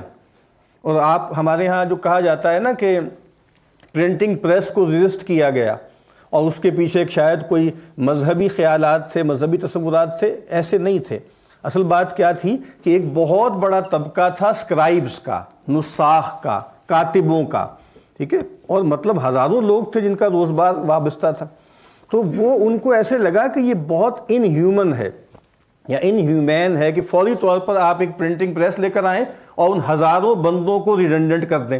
تو وہ جو انہوں نے کچھ تھوڑی سی اڑی کی, پنجابی میں کہتے ہیں, وہ اڑی کرنے کا سبب یہ بھی تھا کہ ان کو لگا کہ بھائی اس طریقے سے تو یہ پورا ایک پیشہ ہی ختم ہو جائے گا, تو ہم یہ نہیں کریں گے, ہم پرانے اس پہ ہی چلیں گے. تو بادل پہلے انہوں نے ریپلیس کیا باڈیلی لیبر کو. اب جو ساری ایفرٹ ہو رہی ہے وہ یہ ہے کہ مینٹل لیبر جس کو کہا جاتا ہے, یا جس کی جہاں سے میں نے پہلے کہا تھا انٹیلیجنس, کہ انٹیلیجنس کو اب مشین کے اندر پیدا کر دیا جائے. اور یہ جو گفتگو ہو رہی ہے چیٹ جی پی ٹی کی, کہ اب آپ اس کے سامنے کوئی بھی بات کریں. یعنی بہت سے اب کہا جا رہا ہے کہ بہت سے اداروں نے جو کنٹینٹ رائٹرز تھے ان کو فارغ کرنا شروع کر دیا ہے کہ اب ہمیں ضرورت نہیں ہے کنٹینٹ رائٹرز کی. آپ کوئی بھی چیز لکھیں وہاں پہ چیٹ میں کہ بھائی مجھے آپ کر کے دیکھ لیں. میں نے کئی تجربات کیے ہیں کہ بھائی موجودہ دور میں کیلیفیٹ کی کیا پاسبلٹی ہے, تو وہ بتا دے گا کہ نہیں, پاسبلٹی نہیں ہے, نیشن سٹیٹ کے بعد یہ ممکن نہیں ہے. آپ اس کو کہہ دیں کہ مجھے ذرا شیکسپیئر کا فلاں جو پلے ہے, اوتھیلو ہے, اس کا ذرا تجزیہ کر کے بتائیں, اور آپ کوئی مجھے 500 ورڈز کا ایک ایسے اس پہ لکھ کے دے دیں, تو وہ چند سیکنڈ میں وہ ایسے لکھ کے آپ کو دے دے گا. تو اب یہ ساری چیزیں آ رہی ہیں. تو اس کا مطلب کیا ہے کہ انسان اور انسان کی ذہانت وہ آہستہ آہستہ آہستہ آہستہ گویا ختم ہوتی چلی جائے گی. اور پھر یعنی ختم ہونے کا مطلب کیا ہے کہ انسان کی ضرورت نہیں رہے گی. لیکن پھر میں عرض کرتا ہوں کہ ایسا نہیں ہو سکتا. اللہ تعالیٰ نے انسان کو بنایا ہے اور آدم کو بنایا ہے, اور آدم بہرحال اس کو خلافت دی تھی. وہ خلافت آج تک بھی انسانوں ہی کے پاس ہے. اور ابھی بھی جو میں نے کہا نا, جو فرینکنسٹین کا تصور ہے کہ مشین اتنی طاقتور ہو جائے کہ انسانوں پہ غالب آ جائے, ایسا نہیں ہونے لگا. ہاں خطرہ کیا ہے کہ کچھ شیطان صفت لوگ ہیں جن کے ہاتھ میں ٹیکنالوجی ہے جو اس کو کنٹرول کر رہے ہیں. تو اصل میں یعنی جو کہا جاتا ہے نا کہ تسخیر کائنات, تو تسخیر کائنات اصل میں کیا ہوتی ہے چند لوگوں کے ہاتھ میں طاقت کا غیر معمولی آ جانا، یعنی نیچر پہ جو غلبہ ہوگا وہ نیچر پہ غلبہ کسی مشین کا نہیں ہوگا، الٹیمیٹلی وہ چند لوگوں کا ہی ہوگا۔ اور ہم دیکھتے جا رہے ہیں کہ اب وہ جو پاور ایلیٹ ہے وہ آہستہ آہستہ چند لوگوں میں محدود ہوتی جا رہی ہے۔ وہ کریکٹرز واضح ہیں، یہ زکربرگ ہے، یہ ایلان مسک ہے، ٹھیک ہے، یعنی وہ 5-6 لوگ رہ جائیں گے اینڈ میں، جن کو ماسٹرز آف مین کائنڈ کہا تھا نا ایڈم سمتھ نے، جن کے بارے میں اس نے کہا تھا کہ کچھ لوگ ہیں جو ماسٹرز آف مین کائنڈ ہے، جو یہ کہتے ہیں کہ آل فار اس نن فار ادرز۔ تو ابھی آپ دیکھیں گے کہ کس طریقے سے پوری دنیا کے ریسورسز چند ہاتھوں میں چلے جائیں گے، اور کچھ عرصے میں ظاہری بات ہے کہ یہ بھی ہونے لگ جائے گا کہ نیشن سٹیٹس کا تصور بھی ختم ہو جائے گا، ریڈنڈنٹ ہو جائے گا۔ اور چونکہ کیپٹل گلوبل ہو گیا ہے، لیکن ظاہری بات ہے کہ نیشن سٹیٹ گلوبل نہیں ہوئی، اس کے اندر تو ہم دیکھتے ہیں کہ ٹرائبلزم میں اضافہ ہوا ہے۔ تو اس کی وجہ سے بھی ہم دیکھتے ہیں کہ آہستہ آہستہ ایسے لگتا ہے کہ مارکیٹ جو ہے وہ کولونائز کر لے گی اسٹیٹ کو بھی، اور اس کو اپنے تابع کر لے گی۔ تو یہ صورتحال ہے جس میں ہم ہیں، یہ ایک معرکہ روح و بدن ہے۔ اور قرآن مجید کہتا ہے کہ یہ جو حق و باطل کا معرکہ ہے، اس میں بہرحال اہل ایمان کو ایک پوزیشن لینی ہے۔ اور یہ بات بھی ہمیں معلوم ہے کہ کبھی ایسا نہیں ہوگا کہ انسان ریڈنڈنٹ ہو جائے، کبھی ایسا نہیں ہوگا کہ ایمان اپنی تاثیر پیدا نہ کرے، کبھی ایسا نہیں ہوگا کہ دین چند لوگوں کے ہاں ایکچولائز نہ رہے۔ یعنی صرف یہ نہیں ہے کہ دین ٹیکسٹ میں موجود نہیں رہے گا، صرف دین افراد میں بھی موجود رہے گا۔ تو ایک جو آپ دیکھیں نا ختم نبوت کے بعد اللہ تعالیٰ نے جو کچھ آپ سمجھ لیں سیفٹی ویلو لگائے ہیں، تو ایک تو کیا ہے، وہ حفاظت قرآن کا ذمہ ہے کہ قرآن مجید جو ہے وہ محفوظ ہے، وہ ٹیکسٹ محفوظ رہے گا۔ نبی اکرم صلی اللہ علیہ وسلم کی سنت و سیرت وہ ہمارے پاس موجود ہے، ہم اس کو دکھا سکتے ہیں، ٹھیک ہے۔ دوسری بات یہ ہے کہ مجددین آتے رہیں گے۔ اللہ کے نبی نے فرمایا کہ اللہ تعالیٰ ان اللہ یبعث لہذا الدین علی رأس کل مئۃ سنہ من یجدد لہا دینہا، اللہ تعالیٰ اس دین میں اس امت کے لیے ہر 100 سال کے سرے پہ ایسے لوگ پیدا کرتے رہیں گے کہ جو اس کے لیے اس کے دین کی تجدید کرتے رہیں گے۔ اور تیسری بات اللہ کے نبی نے یہ فرمائی کہ ایک گروہ بھی رہے گا، لا تزال طائفۃ من امتی ظاہرین علی الحق، میری امت میں ایک گروہ ہمیشہ حق پر قائم رہے گا۔ لیکن یہ جو گروہ ہے یہ کون ہوگا، جس کے بارے میں نبی اکرم صلی اللہ علیہ وسلم نے ایک حدیث میں فرمایا نا کہ یہ جو فرقہ ناجیہ ہے، جو نجات پانے والا گروہ ہے، یہ کون سا ہوگا؟ آپ نے اس کا کوئی لیبل نہیں بتایا، آپ نے اس کا کوئی عنوان نہیں بتایا، کوئی برانڈ نہیں بتایا، آپ نے اس کا ایک وصف بتایا ہے، اور وہ وصف کیا ہے؟ ما انا علیہ و اصحابی، جو اس طریق پر ہوگا جس پر میں ہوں اور میرے صحابہ ہیں۔ تو اس کا مطلب یہ ہے کہ یہ جو جماعت جس کا ذکر ہو رہا ہے، جس طائفہ کا ذکر ہو رہا ہے، یہ کسی ایک لیبل سے نہیں ہے، مختلف جماعتوں مختلف گروہوں کے اندر وہ لوگ موجود ہیں جو اس وصف کے حامل ہیں، ما انا علیہ و اصحابی۔ تو اس کا مطلب یہ ہے کہ اہل حق رہیں گے، حق بھی باقی رہے گا۔ اور زیادہ پریشانی کن لوگوں کو ہونی چاہیے؟ ان لوگوں کو ہونی چاہیے جو انسان کو مادے کا ڈھیر سمجھتے ہیں، جو انسان کو آب و گل کا مجموعہ سمجھتے ہیں۔ ان کو یہ لگ رہا ہے کہ یہ میٹر اور میٹر کے اندر تبدیلی پیدا کرنے والی ساری قوتیں یہ آہستہ آہستہ انسان سے مشین کی طرف منتقل ہو رہی ہیں۔ یہ جو حراری جس کا میں نے ذکر کیا، وہ حراری نے اپنی کتاب میں لکھا ہے کہ بھئی انسانیت کا یا انسانوں کا ہم نے بلیک باکس ہمیں مل گیا ہے۔ بلیک باکس کا تصور ہے نا، یعنی جہاز کریش کر جائے تو ایک باکس ہوتا ہے جس میں وہ ساری چیزیں ریکارڈ ہو جاتی ہیں، کیا کیا کچھ ہوا۔ اس نے کہا کہ بھئی ہمیں ہیومینٹی کا بلیک باکس مل گیا، اور اس بلیک باکس میں نہ کوئی اسپرٹ ہے، نہ کوئی سول ہے، نہ کوئی، وہ کہتا ہے کہ ایک خاص معنوں میں کوئی جو ہے وہ کانشیسنس ہے۔ وہاں کیا ہے؟ وہاں جینز ہیں، وہاں کروموسومز ہیں، اور وہاں کچھ کیمیکلز ہیں اور کچھ ہارمونز ہیں۔ اللہ اللہ خیر صلی اللہ۔ تو اگر آپ انسان کو صرف مادے پر ریڈیوس کر دیں گے تو پھر واقعتاً بہت خوفناک صورتحال ہے، اور ایسے لگتا ہے کہ انسان جیسے آہستہ آہستہ ختم ہو جائے گا۔ لیکن ہم وہ لوگ ہیں جو انسان کے بارے میں یہ مانتے ہیں، اور یہ تمام روایتی تہذیبوں میں رہا ہے کہ ایک ٹرائیپارٹائٹ تصور رہا ہے کہ انسان بنیادی طور پہ 3 چیزوں کا مجموعہ ہے. ایک اس کا بدن ہے جس کو جسم بھی کہا جاتا ہے، باڈی بھی کہا جاتا ہے. ایک اس کا نفس ہے، اور نفس کے ساتھ ہی عقل کا تصور بھی ہے، اس کے ساتھ اس کو سائیکے بھی کہا جاتا ہے، اس کو نوس بھی کہا جاتا ہے. اور تیسری چیز کیا ہے؟ تیسری چیز اسپرٹ ہے، وہ روح ہے جو اس سے ماورا ہے.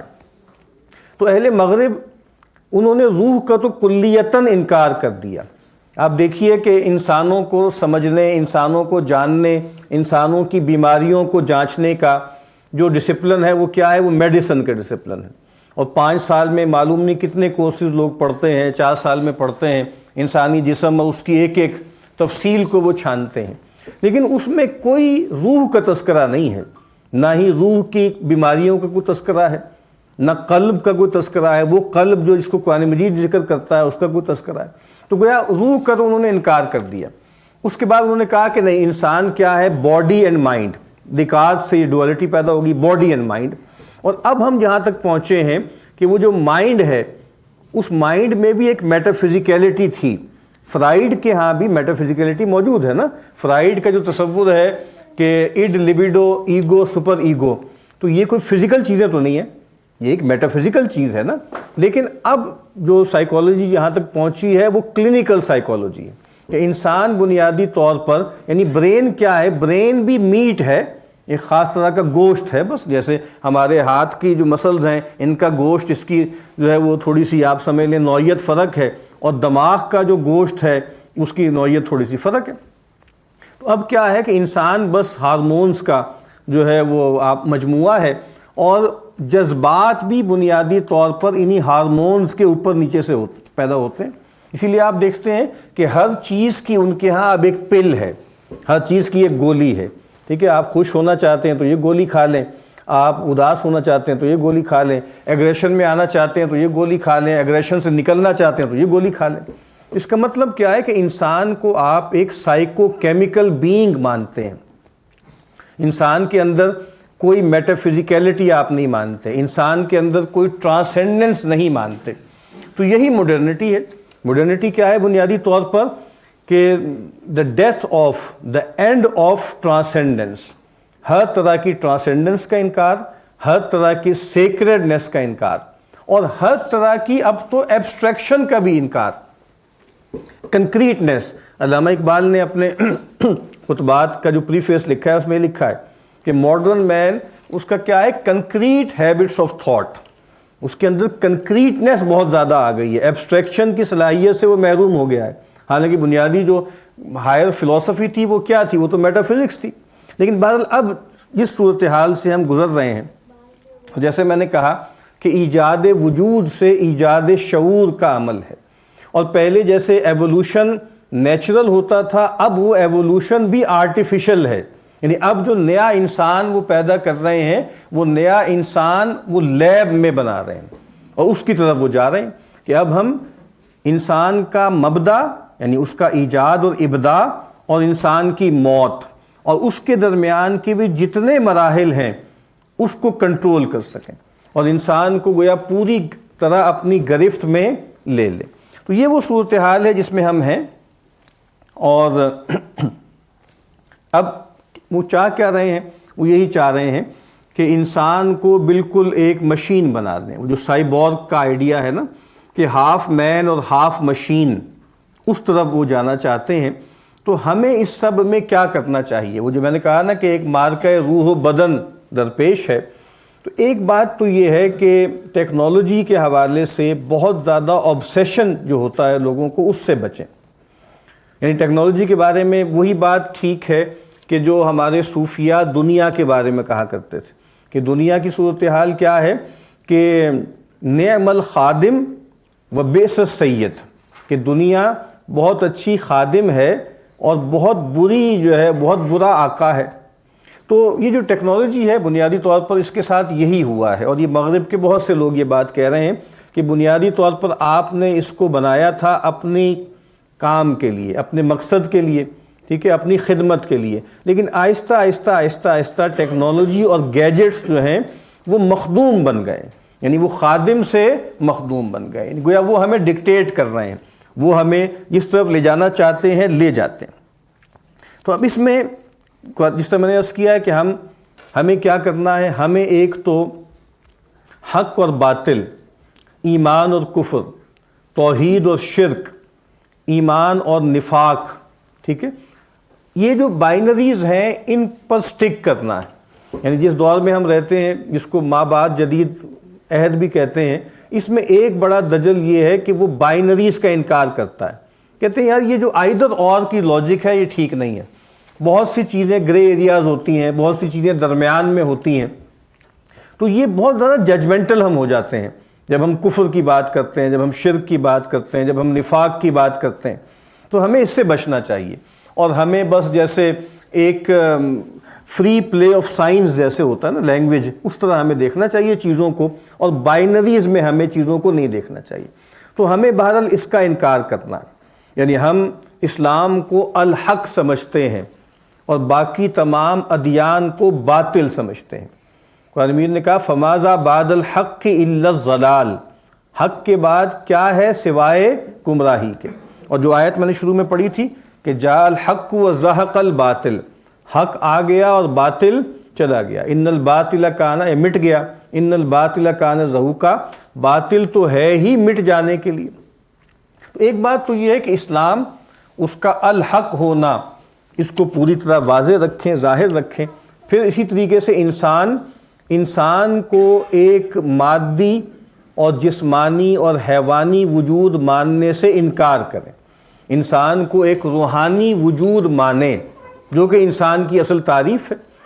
اور جس طرح میں نے عرض کیا نا کہ اس دور میں تو سب سے بڑا پرابلم کیا ہے، وہ ڈی ہیومنائزیشن کا ہے، کہ ہمیں ڈی ہیومنائزیشن کا خطرہ ہے۔ یعنی پہلے انہوں نے خدا کا انکار کیا، بہت سے لوگوں نے کہا تھا نا کہ from the death of God to the death of man, and the death of God necessarily leads to the death of man. خدا کو معاذ اللہ اگر آپ نے اس کے اختتام کا یا اس کی موت کا اعلان کر دیا تو پھر اگلا مرحلہ کیا ہے کہ پھر انسان کی بھی موت ہو جائے گی۔ جب انسان کے اندر کوئی اینکرنگ ہی نہیں ہے، انسان کے اندر کوئی بلندی کا پہلو ہی نہیں ہے، تو پھر انسان ظاہری بات ہے کہ پھر وہی بات کہ ساتر والی بات کہ یوز لیس پیشن ہے۔ یعنی آپ دیکھیے نا، انسان کا ایک تعارف یہ ہے جو ببلیکل ہے اور جو قرآنک بھی ہے، کہ بائبل کی کوٹیشن ہے نا کہ God has made Adam in its own image, خدا نے آدم کو اپنی پرچھائی پر پیدا کیا۔ تو ہمارے ہاں بھی حدیث میں موجود ہے کہ ان اللہ خلق آدم علی صورتہ، تو ایک تصور یہ ہے۔ اور کہاں یہ تصور کہ انسان جو ہے وہ اکبر الآبادی نے کہا نا کہ جہاں تھے حضرت آدم وہاں بندر اچھلتے ہیں، تو یہ جو تصور ہے کہ کہاں سے کہاں پہنچا دیا۔ کہا منصور نے خدا ہوں میں، ڈارون بولا بوز نہ ہوں میں، ہنس کے کہنے لگے میرے ایک دوست فکر ہر کس بقدر ہمت اوسط۔ کہا یہ تصور کہ انا الحق، میرے اندر ایک الوہی عنصر موجود ہے، میرے اندر ایک ڈیوائن سپارک موجود ہے۔ اور کہاں یہ صورتحال کہ آپ اپنے آپ کو جو ہے وہ بندر ماننے پر جو ہے وہ آمادہ ہو گئے۔ تو اس لحاظ سے انسان کی اہمیت، انسان کو واضح کرنا کہ انسان ایک مخلوق ہے، اشرف المخلوقات ہے، بظاہر تو یہ بڑی عجیب سی بات لگتی ہے، یہ کوئی ہیومنزم لگتا ہے، لیکن نہیں، اس وقت جو ضرورت ہے وہ انسان کے اس بات کی ہے، انسان کو انڈوز کرنے کی ہے، اور پھر انسان کو عبداللہ کے طور پہ ظاہر کرنے کی ہے۔ یعنی انسان کا ایسنس کیا ہے؟ انسان کا ایسنس عبداللہ ہونا ہے، اللہ کا بندہ ہونا۔ تو یہ ہماری ذمہ داری ہے کہ ہم بندگی کا اظہار کریں اور ہم انسانیت کا اظہار کریں، اور اس مارکہ روح و بدن میں یا مارکہ ایمان و مادیت میں ہمیں کچھ چیزوں سے بہت مدد مل سکتی ہے۔ سورہ کہف جس میں یہ تذکرہ ہے، اس کے بارے میں اللہ کے نبی نے فرمایا کہ اس کی ابتدائی آیات جو ہیں وہ فتنہ دجال سے حفاظت کے لیے بہت مفید ہیں۔ اس میں جو ہے بہت اہم ایک مقام ہے جہاں پر ہمیں ایک سہ نکاتی لاہ عمل دیا گیا ہے کہ اگر ہم اس لاہ عمل کو اختیار کر لیں تو یہ جو فتن ہیں جن سے ہم گزر رہے ہیں، یعنی سورہ کہف آپ دیکھ لینا کہ اس میں طرح طرح کے فتنوں کا بیان ہے۔ بالکل ابتدا میں جو فتنہ ہے وہ فتنۃ السلطان ہے کہ جو بادشاہ یا حکومت یا پاور کا جو مسئلہ ہے، آج بھی ہمارے ساتھ مسئلہ یہی ہے نا، ایک پاور ہے، ایک گھٹن محسوس کرتے ہیں. تو سورہ کہف میں اور جو اصحاب کہف کا قصہ ہے بیان ہوا. پھر اس میں فتنہ مال کا تذکرہ ہے، فتنہ جو ہے وہ اولاد کا تذکرہ ہے، ٹھیک ہے. پھر اس کے اندر جو ہے وہ فتنہ ابلیس کا تذکرہ ہے سورہ کہف کے اندر. پھر فتنہ جو ہے اس کے اندر طاقت کا فتنہ ہوتا ہے ذوالقرنین کے ہاں، لیکن وہ کس طریقے سے اس میں کامیاب ہو کے نکلے. اور پھر جو ہے وہ یاجوج ماجوج کا اس میں تذکرہ ہے، اور پھر اس کے اندر جو ہے وہ احوا کا تذکرہ ہے. لیکن اس میں جو وے آؤٹ دیا گیا ہے وہ 3 آیات ہیں. میں چاہتا ہوں کہ ان آیات کا میں آپ کے سامنے کچھ بیان کر دوں کہ جس میں ہمارے لیے یہ جو ایک مارکہ ایمان و مادیت جس سے ہم دوچار ہیں، وہ ہمیں اس میں مدد مل سکتی ہے کہ ہم ایمان یا روحانیت کی طرف کھڑے رہ سکیں. وہ قرآن مجید کی آیات ہیں سورہ کہف کی. اعوذ باللہ من الشیطان الرجیم، بسم اللہ الرحمن الرحیم. وَاتْلُ مَا أُوحِيَ إِلَيْكَ مِن كِتَابِ رَبِّكَ لَا مُبَدِّلَ لِكَلِمَاتِهِ وَلَن تَجِدَ مِن دُونِهِ مُلْتَحَدًا. نبی اکرم صلی اللہ علیہ وسلم کو خطاب کر کے فرمایا کہ اے نبی، جو کچھ ہم نے وحی کیا آپ کے پاس اپنی کتاب میں سے، اس کی تلاوت کیجیے. اور کہا کہ اللہ کی کلمات کو، اللہ کے قوانین کو بدلنے والا کوئی نہیں ہے. وَلَن تَجِدَ مِن دُونِهِ مُلْتَحَدًا، اور آپ اللہ کے سوا کوئی جائے پناہ نہیں جو ہے وہ پائیں گے. تو سب سے بڑی بات کیا ہے؟ اللہ کی کتاب کے ساتھ چمٹ جانا. اور ہر فتنے میں ہمیں کیا کرنا ہے؟ فَفِرُّوا إِلَى اللَّهِ، اللہ کی طرف فرار اختیار کرو، اللہ کی طرف لپکو. اللہ کو لپکنے کا مطلب کیا ہے کہ وَاعْتَصِمُوا بِاللَّهِ، اللہ سے چمٹ جاؤ. اللہ سے کیسے چمٹیں؟ وَاعْتَصِمُوا بِحَبْلِ اللَّهِ، اللہ کی رسی سے چمٹ جاؤ. اللہ کی رسی کیا ہے؟ اللہ کے نبی نے فرمایا کہ وہ حبل اللہ المتین. قرآن مجید کیا ہے؟ وہ اللہ کی مضبوط رسی ہے. ایک موقع پر آپ تشریف لائے، صحابہ کرام بیٹھے ہوئے تھے. آپ نے کہا لوگوں خوشی مناؤ، خوشخبری پاؤ کہ ان ھذا القرآن، یہ جو قرآن ہے، طرفہ بایدیکم و طرفہ بید اللہ، اس کا ایک کنارہ تمہارے ہاتھ میں ہے، ایک کنارہ اللہ کے ہاتھ میں. تو اگر ہم چاہتے ہیں کہ ہم اس دور میں جو دور فتن ہے، یعنی یہ بات کہنا بظاہر لگتا ہے کہ بڑا کلیشے لائق ہے کہ یہ فتنوں کا دور ہے، فتنوں کا دور ہے. واقعتاً یہ فتنوں کا دور ہے، اور واقعتاً یہ غربت کا دور ہے، اسلام کی غربت کا دور ہے، اجنبیت کا دور ہے. تو ہمیں اس میں کرنا کیا ہے؟ ہمیں قرآن مجید کے ساتھ تمسک اختیار کرنا ہے، قرآن مجید کے ساتھ جڑنا ہے. اقبال نے کہا تھا وہی دیرینہ بیماری، وہی نامحکمی دل کی، علاج اس کا وہی آب نشاط انگیز ہے ساکی. تو قرآن مجید، اور ظاہری بات ہے قرآن مجید کے ساتھ نبی اکرم صلی اللہ علیہ وسلم کا اسوہ، آپ کی سنت. تو اللہ کی کتاب کے ساتھ ایک زندہ تعلق، یہ کیا ہے؟ یہ گویا ایک کہف ہے، یہ ایک پناہ گاہ ہے جس میں ہم آ جائیں گے.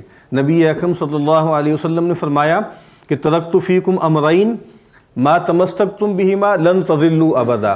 میں تمہارے درمیان 2 چیزیں چھوڑ کر جا رہا ہوں، جب تک تم ان سے چمٹے رہو گے کبھی گمراہ نہیں ہوگے. کتاب اللہ و سنتی، اللہ کی کتاب اور میری سنت. امام مالک رحمۃ اللہ علیہ فرمایا کرتے تھے کہ السنت سفینۃ نوح، جو سنت ہے یہ نوح علیہ السلام کا سفینہ ہے، ان کی کشتی ہے. کہ اب جو کوئی بھی اس کشتی میں آئے گا وہی اس جو ہے فتنوں کے دور سے جو ہے وہ تر کے جو ہے باہر نکلے گا، ورنہ سب ڈوب جائیں گے، سب برباد ہو جائیں گے. تو پہلی چیز کیا ہے کہ اللہ کی کتاب اور نبی اکرم صلی اللہ علیہ وسلم کی سنت کے ساتھ تمسک اختیار کریں. دوسری چیز کیا ہے؟ آگے فرمایا نا کہ وَاصْبِرْ نَفْسَكَ مَعَ الَّذِينَ يَدْعُونَ رَبَّهُمْ بِالْغَدَاةِ وَالْعَشِيِّ يُرِيدُونَ وَجْهَهُ، کہ اے نبی صلی اللہ علیہ وسلم ان لوگوں کے ساتھ اپنے آپ کو روکے رکھیے، باندھے رکھیے، اٹیچ رکھیے جو اپنے رب کو صبح و شام پکارتے ہیں اس کی رضا چاہتے ہوئے. تو صالح اجتماعیت، صالح لوگوں میں رہنا. یا ایھا الذین آمنوا اتقوا اللہ وکونوا مع الصادقین، اے وہ لوگوں جو ایمان لائے ہو اللہ کا تقوی اختیار کرو اور سچوں کے ساتھ ہو جاؤ. تو اچھی صحبت ہمیں درکار ہے. نو مین از این آئیلینڈ، کوئی آدمی کوئی جزیرہ نہیں ہوتا. ہم ایک دنیا میں رہتے ہیں تو ہمیں اچھے لوگوں کی صحبت درکار ہے. اور نبی اکرم صلی اللہ علیہ وسلم نے فرمایا کہ المرء مع من احب انسان آخرت میں اسی کے ساتھ ہوگا جس سے وہ محبت کرتا ہے. اور اللہ کے نبی نے فرمایا کہ المرء علی دین خلیلہ، انسان اپنے دوست کے دین پر ہوتا ہے. فلینظر احدکم من یخالل، تم میں سے ہر شخص یہ دیکھتا رہے کہ وہ کس کو خلیل بناتا ہے، کس کو دوست بناتا ہے. تو اچھے لوگوں کی صحبت میں رہیں، نیک لوگوں کی صحبت میں رہیں، جہاں پر بھی نیک لوگ ملیں، صالح لوگ ملیں. یہ کوئی ضروری نہیں ہے کہ ہم فارملی کسی جماعت یا ادارے کی کوئی ممبرشپ لینا ہمارے لیے لازم ہو، لیکن ہم نیک لوگوں کے ساتھ رہیں، صالحین کے ساتھ رہیں. ورنہ بہرحال اب بہت مشکل ہے کہ ہم، اللہ کے نبی نے فرمایا نا کہ شیطان جو ہوتا ہے وہ تو گویا بندہ مومن کی گھات میں ہے نا، اور اگر مسلمان اجتماعیت میں رہتا ہے تو بہرحال محفوظ رہتا ہے. اور وہ جو بھیڑ اپنے گلے سے علیحدہ ہو جاتی ہے وہ گویا بھیڑیے کے لیے نرم چارہ ہے. تو اچھے لوگوں کے ساتھ رہنا، نیک لوگوں کے ساتھ رہنا، نیک صحبت میں رہنا، یہ ایک بہت بڑی انسان کے لیے بلیسنگ ہے اور فتنوں میں اس کو بچانے کا ذریعہ ہے. اور تیسری آیت آگے کیا ہے؟ وَقُلِ الْحَقُّ مِنْ رَبِّكُمْ، اے نبی یہ کہیے کہ یہ حق ہے تمہارے رب کی طرف سے. فَمَنْ شَاءَ فَلْيُؤْمِنْ وَمَنْ شَاءَ فَلْيَكْفُرْ، اب جو چاہے ایمان لائے اور جو چاہے کفر کرے. تو تیسرا نسخہ کیا ہے کہ انسان حق کی دعوت دے، حق کا پرچارک بنے. یعنی یہ جو دور ہے اس میں انسان اگر پیسو رہے گا تو پھر ظاہری بات ہے کہ وہ دوسری دعوتیں قبول کرے گا. جتنا دین آپ کو معلوم ہے، علماء کی سرپرستی میں، اپنے بڑوں کی رہنمائی میں جو آپ جانتے ہیں، اس خیر کے پرچارک بنے، اس کو پھیلانے والے بنے. نبی اکرم صلی اللہ علیہ وسلم نے فرمایا کہ بہت ہی بشارت ہے اس شخص کے لیے، خوشخبری ہے اس شخص کے لیے، جعل اللہ مفتاحا للخیر مغلاقا للشر، اس کو اللہ تعالیٰ نے خیر کا کھولنے والا اور شر کا بند کرنے والا بنایا. اور بہت ہی بربادی ہے، ویل للعبد، بہت بربادی ہے اس شخص کے لیے جس کو اللہ تعالیٰ نے مغلاقا للخیر اور مفتاحا للشر بنایا، شر کا کھولنے والا اور خیر کا بند کرنے والا. تو خیر کی دعوت دیں، بھلائی کی دعوت دیں. اور وہ تو بات ہمیں معلوم ہی ہے نا کہ جو نجات کی لازمی شرط ہے وہ کیا ہے؟ تواصی بالحق، ایک دوسرے کو حق کی تلقین کریں، ایک دوسرے کو جو ہے وہ حق کی دعوت دیں، حق کی تلقین کریں. تو یہ سہ نکاتی ایک لائے عمل دیا گیا ہے. قرآن و سنت کے ساتھ تمسک، نیک لوگوں کی صحبت میں رہنا، اور جو خیر آپ نے پایا ہے اس کو دوسروں تک پہنچانا. نبی اکرم صلی اللہ علیہ وسلم نے فرمایا بلغوا عنی ولو آیتن، پہنچاؤ میری طرف سے خواہ ایک ہی آیت. اور بہرحال یہ ہمیں ترجیح قائم کرنی پڑے گی کہ بھئی ہماری ترجیح جو ہے وہ روح ہے یا مادہ ہے، یا ہماری ترجیح جو ہے وہ ایمان ہے یا مادیت ہے، اور ہماری ترجیح جو ہے وہ دنیا ہے یا آخرت ہے. یہ ایک بائنری ہے، منکم من یرید الدنیا ومنکم من یرید الآخرہ. بعض تم میں ایسے ہیں جو دنیا چاہتے ہیں، بعض وہ ہیں جو آخرت چاہتے ہیں. کچھ دنیا کے مرید ہیں اور کچھ آخرت کے مرید ہیں. ومن اراد الآخرۃ وسعى لها سعیها وهو مؤمن، جو آدمی آخرت کا ارادہ کرتا ہے اور پھر اس کے لیے محنت کرتا ہے جیسے محنت کرنی چاہیے، اور پھر وہ مومن بھی ہے، تو اللہ تعالیٰ اس کی صحیح کو مشکور کریں گے. اور جو آدمی عاجلہ چاہتا ہے، فوری ملنے والی دنیا چاہتا ہے، اللہ تعالیٰ جس کے لیے چاہتے ہیں، جتنا چاہتے ہیں اس کو عطا کر دیتے ہیں. تو ہمیں بہرحال یہ دیکھنا پڑے گا کہ ہماری ترجیح اول دنیا ہے یا آخرت ہے. نبی اکرم صلی اللہ علیہ وسلم نے فرمایا کہ من احب دنیاہ اضر بآخرتہ، جو آدمی اپنی دنیا سے بے تحاشا محبت کرتا ہے وہ اپنی آخرت کا نقصان کرتا ہے. ومن احب الآخرۃ اضر بدنیاہ، اور جو آدمی آخرت سے محبت کرتا ہے وہ اپنی دنیا کا نقصان کرتا ہے. تو اللہ کے نبی نے فرمایا کہ پھر تم اس کو ترجیح دو کہ جو باقی رہنے والی ہے اس پر جو فنا ہونے والی ہے. تو دنیا تو فنا ہونے والی ہے نا، آخرت جو ہے وہ باقی رہنے والی ہے. سیدنا علی رضی اللہ تعالی عنہ نے فرمایا کہ ارتحلت الدنیا وہی مدبرہ، دنیا نے رخت سفر باندھ لیا ہے، پیٹھ موڑ کے جا رہی ہے. وارتحلت الآخرہ وہی مقبلہ، آخرت نے بھی کوچ کر لیا ہے، وہ آ رہی ہے. وَلِكُلٍّ مِّنْهُمَا بَنُونَ، ان دونوں کے بیٹے ہیں. کچھ دنیا کے بیٹے ہیں، کچھ آخرت کے بیٹے ہیں۔ فَكُونُوا مِنْ أَبْنَاءِ الْآخِرَةِ وَلَا تَكُونُوا مِنْ أَبْنَاءِ الدُّنْيَا۔ تو اے لوگو آخرت کے بیٹے بننا، دنیا کے بیٹے نہ بننا۔ اور پھر کہا کہ فَإِنَّ الْيَوْمَ عمل ولا حساب، کہ آج تم جس دنیا میں ہو اس میں عمل ہے اور کوئی حساب نہیں۔ وَغَدًا حساب ولا عمل، اور کل جو کل آخرت ہے اس میں حساب ہے اور عمل نہیں ہے۔ سورہ حشر میں فرمایا کہ یا ایھا الذین آمنوا اتقوا اللہ، اے وہ لوگوں جو ایمان لائے ہو اللہ کا تقوی اختیار کرو۔ وَلْتَنظُرْ نَفْسٌ مَا قَدَّمَتْ لِغَدٍ، اور چاہیے یہ کہ ہر نفس یہ دیکھے کہ وہ اپنے کل کے لیے کیا بھیج رہا ہے۔ تو ہم سب کو اس کا جائزہ لینا ہے کہ ہم اپنے کل کے لیے کیا بھیج رہے ہیں۔ اور جیسے میں نے عرض کیا ہے کہ انسان کو ریڈنڈنٹ کرنے کی یہ جو خواہش ہے، ہم کوشش کریں کہ ہم اس کے اعلیٰ کار نہ بنیں۔ ایک تو یہ کہ اس سے خوف زدہ نہ ہو، اور اس کے اعلیٰ کار نہ بنیں۔ اور اس کے لیے ضروری ہے کہ جو ٹیکنالوجی بھی ہم استعمال کرتے ہیں، جو گیجٹس بھی ہم استعمال کرتے ہیں، وہ ذرا ہوش گوش کے ساتھ استعمال کریں۔ کہیں ایسا نہ ہو کہ یہ ہم پر بالکل غالب آ جائیں اور ہم اس کے بارے میں کسی آبسیشن کا شکار ہو جائیں۔ وہ جو صوفیہ کے ہاں ہمیں ملتے ہیں نا، کچھ ان کے اقوال ملتے ہیں کہ ہوش در دم، جو تمہاری سانس ہے اس پر ذرا توجہ کرو، اور جو ہے ہوش کے ساتھ دیکھو کہ تم جو سانسیں لے رہے ہو وہ کیسے۔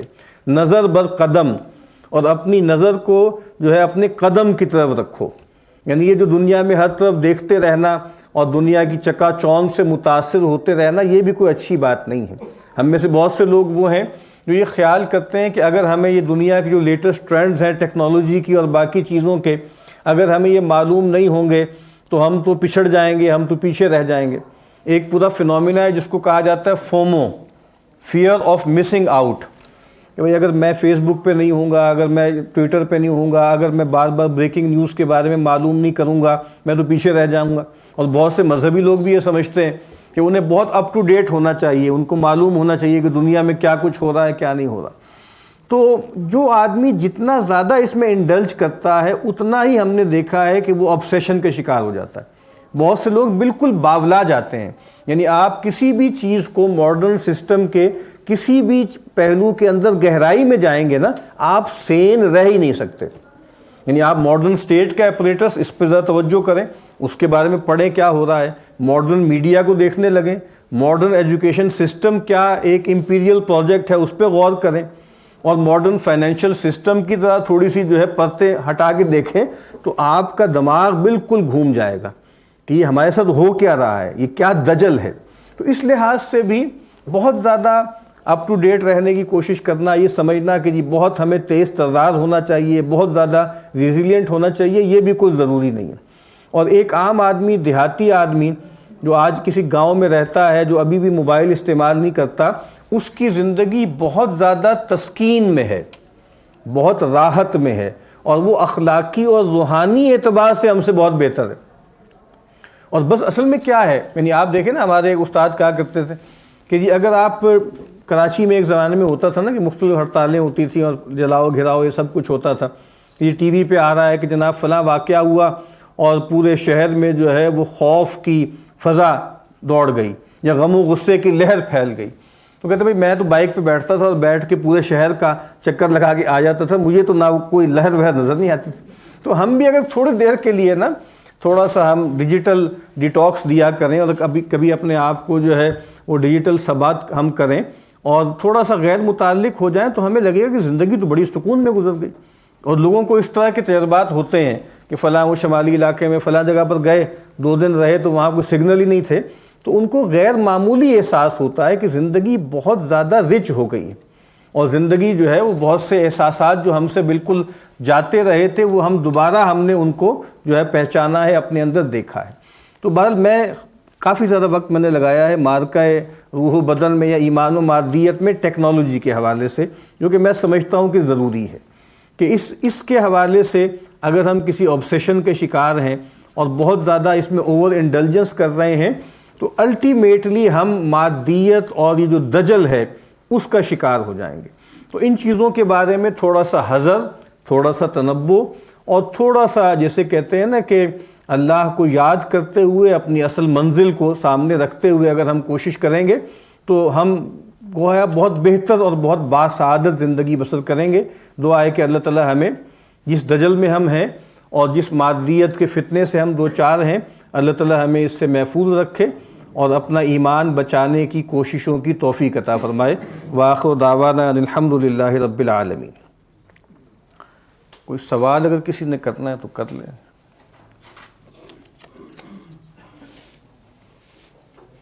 سر پی ایچ ڈی ڈاکٹر ہیں یا میڈیکل ڈاکٹر ہیں؟ جی میں پی ایچ ڈی ڈاکٹر فلسفی میں. جی سب آپ کہتا ہے کہ جو آنٹالوجی ہے یہ وقت کے ساتھ ساتھ چینج ہوئی، جیسے ماڈرنٹی سے پہلے تھیولوجی پہ تھی اور کاسمولوجی پہ گئی ہے، ٹیکنالوجی پہ آئی. ٹیکنالوجیکل اگر ہم ایولیوشن کی دیکھیں، جو سائنس ہے ہمارے پاس دنیا میں، ایک ریس کوئی نہ کوئی گزری ہے جو ہم سے زیادہ شاید ٹیکنالوجیکلی ایڈوانس رہی ہو. پیرامڈس کو اگر ہم دیکھتے ہیں ابھی تک وی ڈونٹ نو کہ کیسے ان کی کنسٹرکشن ہوگی. سملرلی امیزون کی جنگلوں میں بھی چیزیں کچھ پائی جاتی ہیں، کچھ چائنا میں بھی اس قسم کے ہیں فار ایگزامپل، انڈیا میں بھی اس قسم کی چیزیں پائی جاتی ہیں. تو لائک پھر ہیومن کے ساتھ کیا ہوا کہ انسان کے ساتھ اس کے ساتھ بینگ کے ساتھ کیا ہوا، اس سپر بینگ کے ساتھ اس کے، کہ اگر وہ کیونکہ ہمارے سے وہ چیزیں اوجھل ہیں اور ٹیکنالوجیکلی وہ ہم سے زیادہ بہتر لگتی ہے. خاص طور پر سومیرین میں بھی دیکھیں اس کے تو ایویڈنسز بھی موجود ہیں. تو وہ لوگ تو ٹیکنالوجیکلی ایڈوانس تھے اس لحاظ سے، جو آج ہم جہاں پہنچ رہے ہیں جو چیزیں ڈسکس کر رہے ہیں. آپ کہہ رہے ہو فنا کیوں ہوئے؟ ہاں جی، پھر ایک تو فنا کیوں ہوئے، اور دوسرا اگر ہم دیکھتے ہیں تو پھر اگر ہم ماضی کو دیکھتے ہیں کہ اور بات ہم کرتے ہیں تو کیا وہ لوگ بھی ان مسائل کا شکار تھے یا نہیں تھے؟ یہ اچھا سوال ہے یہ کہ بھائی یہ ہمیں ایسے لگتا ہے کہ ہم سے پہلے بھی وہ لوگ، چونکہ ہمیں جو بیانیہ بتایا گیا ہے تاریخ کا جدید بیانیہ وہ ہیگیلین ہے اور وہ ایک لینئر پروگریشن میں ہے کہ ہم مستقل بڑھتے چلے جا رہے ہیں اور بہتر ہو رہے ہیں. تو یعنی اگر ہم قرآن سے ہمیں لگتا ہے جیسے قوم سمود کے بارے میں، قوم عاد کے بارے میں کہا کہ التی لم یخلق مثلھا فی البلاد، اور ان سے کہا تھا اپنا قریش سے قرآن مجید نے کہا کہ تمہیں تو میشارا ما آتیناہم، تمہیں تو 1/10 بھی نہیں ملا ان کا جو ان کو ملا تھا. تو ایک تو بات یہ ہے کہ وہ ایکسٹنکٹ کیوں ہو گئے، وہ ختم کیوں ہو گئے.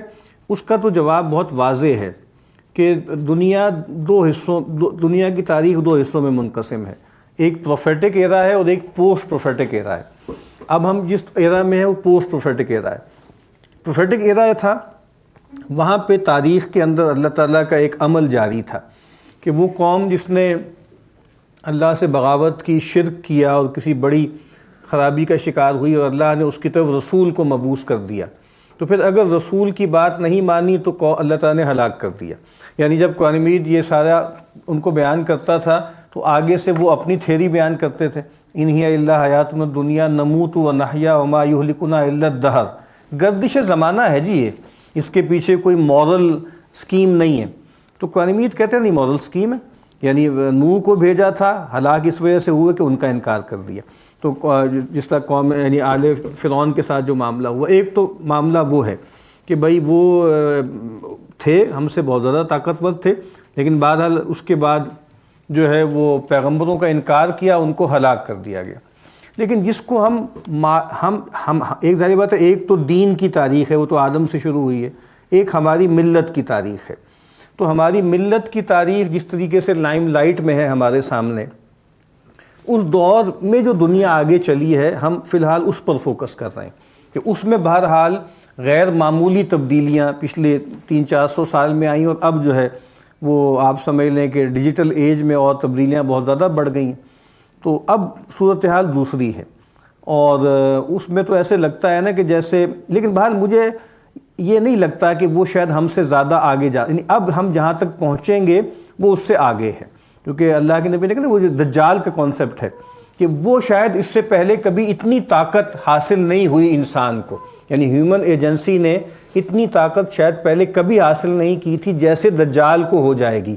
اس کا مطلب یہ ہے کہ پیغمبر کی امت ہی میں کلمینیشن ہونی ہے، اس کی ٹیکنالوجیکل ایڈوانسمنٹ بھی اپنی انتہا پہ اس امت میں جا کے پہنچنی ہے. میرا تو ایسے ہی لگتا ہے کہ دجالیت ٹوٹلی ٹیکنالوجی بیسڈ ہوگی. ان ادر ورڈز اگر اس کو کورسپونڈنس دیکھیں، مطلب آپ دیکھیں نا جو بیانیہ ہے اس کا کہ بھائی وہ اس کے پاس خدائی اختیارات ہوں گے، وہ ایک علاقے سے گزرے گا، جو اس کی بات مانیں گے تو وہاں ہریاول ہو جائے گا، ان کے جانوروں کے تھن جو ہیں وہ بھر جائیں گے دودھ سے، اور جو نہیں مانیں گے ان کو ہلاک کر دے گا. پہلے عام طور پہ محدثین کہتے تھے یا کہ بھائی وہ والدین کو زندہ کر کے لے آئے گا، تو اب وہاں پہلے لوگ کہتے تھے کہ وہ جن ہوگا، جن ٹائپ، یا اس کو جادو وادو کی بات کرتے تھے. تو اب ہمیں لگتا ہے کہ ٹیکنالوجی سے ایسا ہو جائے گا. اور ویسے بھی جس کو کہتے ہیں نا کہ علم اور فلسفہ اور مذہب، اس میں معاملات دوسرے تھے. میجک اور سائنس بہت ملتی جلتی ہے، بلکہ میجک اور ٹیکنالوجی کہ وہ اس کے اندر بہت قرب ہے، کہ وہاں پر بھی ایسے ہی ہے قابو پانا، غلبہ پانا، طاقت حاصل کرنا، اور ماڈرن ٹیکنالوجی کے اندر بھی ایسا ہی ہے. تو بدل جو ہمیں منظر پیش ہوتا ہے دجال کا، مجھے تو ایسے لگتا ہے کہ ٹیکنالوجیکلی بہت ایڈوانس ہوگا. ایک آخری پوائنٹ جناب اس کے اوپر مجھے تھوڑا سا جو میرا نقطہ اعتراض ہے وہ یہ ہے کہ again we are being materialistic over here in that approach as well, کہ ہم پھر وہی فزیکل ڈومین میں اس کو لمٹ کر رہے ہیں. No, we are not doing metaphysical. Simple سا کوشچن یہ میرا یہ ہے کہ پھر اگین ہم دجالیت کو میٹیریلزم کے ساتھ ہی کنیکٹ کر رہے ہیں، ہم اس کو میٹا فزیکل کنیکٹ کیوں نہیں کرتے؟ Just a thought. نہیں، میٹا فزیکل کنیکٹ کیوں نہیں کرتے، یعنی مطلب چونکہ اس وقت ہم جس دنیا میں رہتے ہیں نا، اس میں تو ایک طرح سے ڈیتھ آف میٹا فزکس ہو چکی ہے. یعنی اس میں جو ہے وہ میٹا فزکس کا بہت حد تک انکار ہو چکا ہے اور اس کو کالونائز کر دیا گیا ہے. اور مطلب مجھے لگتا ہے کہ کفر یا دجل کی مناسبت میٹا فزکس سے نہیں ہے. کفر اور دجل کی مناسبت جو ہے وہ میٹیریلزم ہی سے ہے، اور ایک خاص طرح کے ریڈکشنزم سے ہے، واللہ عالم. لیکن بہرحال آپ کی بات اس پہ غور کیا جانا چاہیے کہ بھئی اس کو ہم کیسے بہتر سمجھ سکتے ہیں.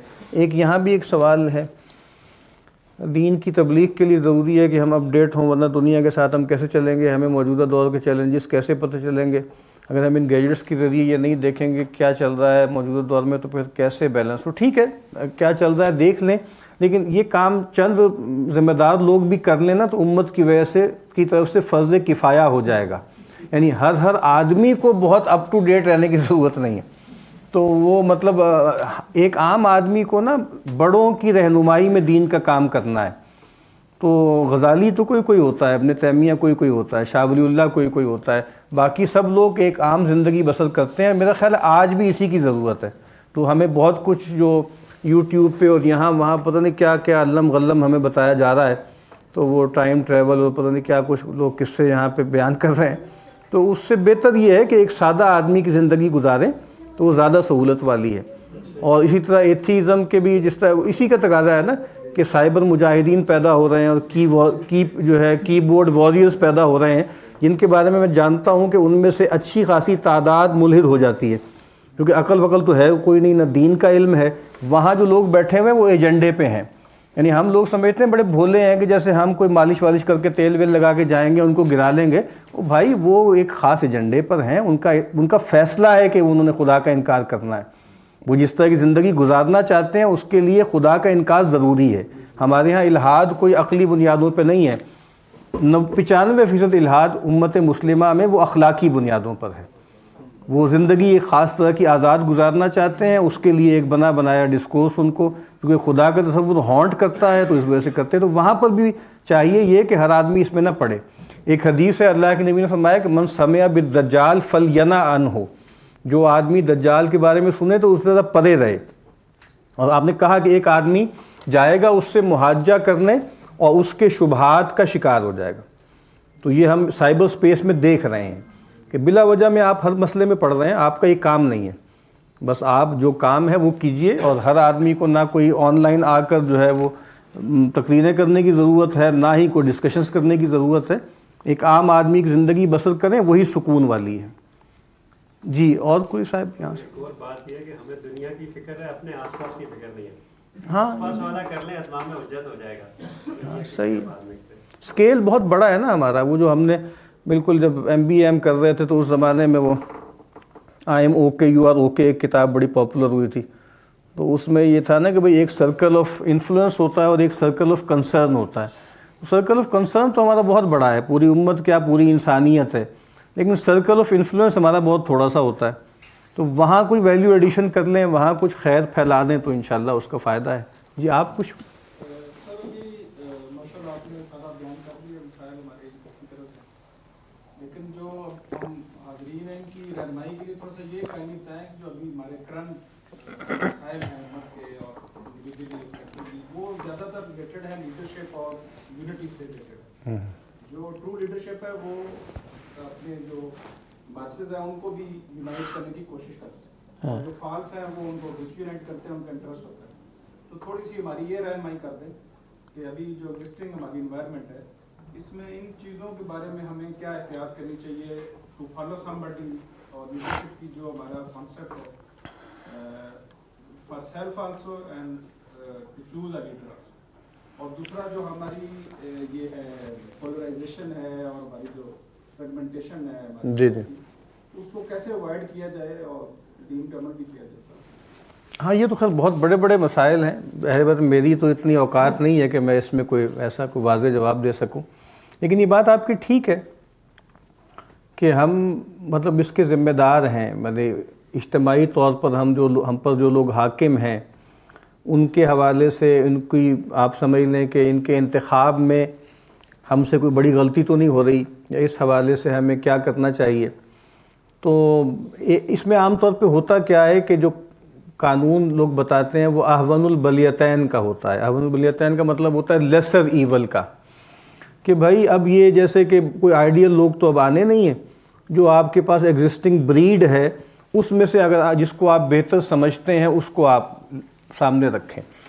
और असल बात ये है कि हम अपने मौजूदा जो लीडरशिप है उससे तवक्कुआत किस तरह की रखते हैं। तो इनसे तवक्कुआत ये रखना कि ये कोई इस्लाम का निफाज करेंगे या ये शरीयत की पासदारी करेंगे या दीन के गलबे में दिलचस्पी रखेंगे, तो ये इनका एजेंडा ही नहीं है। तो अब तो सारा जो एजेंडा है तमाम मतलब सियासी जमातों का और ज़्यादातर मजहबी जमातों का भी वो दिस वर्ल्डली ही है। यानी किसी मजहबी सियासी जमात का मंशूर और किसी बिल्कुल सेकुलर जमात के मंशूर में 19-20 का फ़र्क है माज़रत के साथ। और मतलब नाम रियासत मदीना का लेते हैं, जहन में आपके स्कैंडिनेविया और डेनमार्क है, ठीक है। तो आपको पता ही नहीं है कि वेलफेयर स्टेट किसे कहते हैं। वेलफेयर स्टेट तो कैपिटलिज्म की एक घिनौनी सी शक्ल है। तो हम बुनियादी तौर पे यानी अगर आप कुरान मजीद से पूछें कि कोई हुकूमत अगर होती है तो वो क्या करती है, अल्लज़ीना इम्मक्कन्नाहुम फिल अर्ज़ अक़ामुस्सलात व आतवुज़्ज़कात व अमरू बिल मारूफ व नहू अनिल मुनकर। मैं सच्चाई से आपसे कहता हूँ, खोल खोल के अगर कोई बयान कर देना बड़ा आलिम या कोई मजहबी जमात का लीडर कि इस्लामी ममलकत कैसी होगी और इसमें आपको कैसे जीना होगा और किन किन मज़ों पर कौन कौन सी पाबंदी होगी, तो लोग दौड़ जाएंगे। ये ऐसे ही हमारे यहाँ बात बनी हुई है कि जनाब अभी भी लोग जो हैं वो खिलाफत चाहते हैं और ये सर्वे हुआ वो सर्वे हुआ। थोड़ा सा एक साथ चेक लिस्ट भी छाप देना कि ये स्टॉक एक्सचेंज भी बंद हो जाएगी, ये सारे बैंक भी बंद हो जाएंगे, ये 80 चैनल भी बंद हो जाएंगे, मज़े नहीं लगेंगे और लग पता जाएगा और वो ठुकाई होगी और वो माशी तंगी आएगी कि तबीयत साफ़ हो जाएगी। हमारे यहाँ तो तसव्वुर है ना कि इस्लाम इज़ द सलूशन। बदकिस्मती से इस वक्त हमारा तसव्वुर ये है कि जी कम्युनिज़म ने कहा था कि जी हम मज़े कराएंगे, कैपिटलिज़म ने कहा था हम मज़े कराएंगे, तो कैपिटलिज़म भी नाकाम हो गया, वहाँ पर भी 99% या 1% की तहरीक चली। तो इस्लाम जो मज़े कराएगा वो कोई भी नहीं करा सकता। तो ये हमारा तसव्वुर ही परवर्टेड है। तो मेरे नज़दीक तो बहुत ही मामूली सा भी अगर आप शरीयत को नाफिज करेंगे तो आपका तोरा बोरा बना दिया जाएगा। तो इसके लिए हम तैयार नहीं हैं। तो ये बात वाज़े होनी चाहिए ना।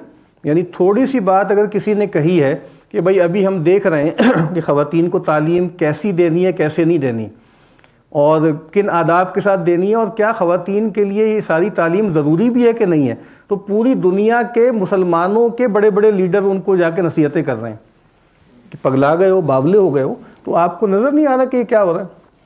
तो इसी तरीके से ईरान में जाहिर बात है जो उसकी रजीम है उनसे हमें इख्तलाफ है नज़रियाती, लेकिन वहाँ जो कुछ हो रहा है और वो हिजाब बर्निंग की जो हो रही हैं और उलमा की टोपियाँ गिराई जा रही हैं, उसमें हमारे मजहबी सुन्नी बहुत खुश हो रहे हैं।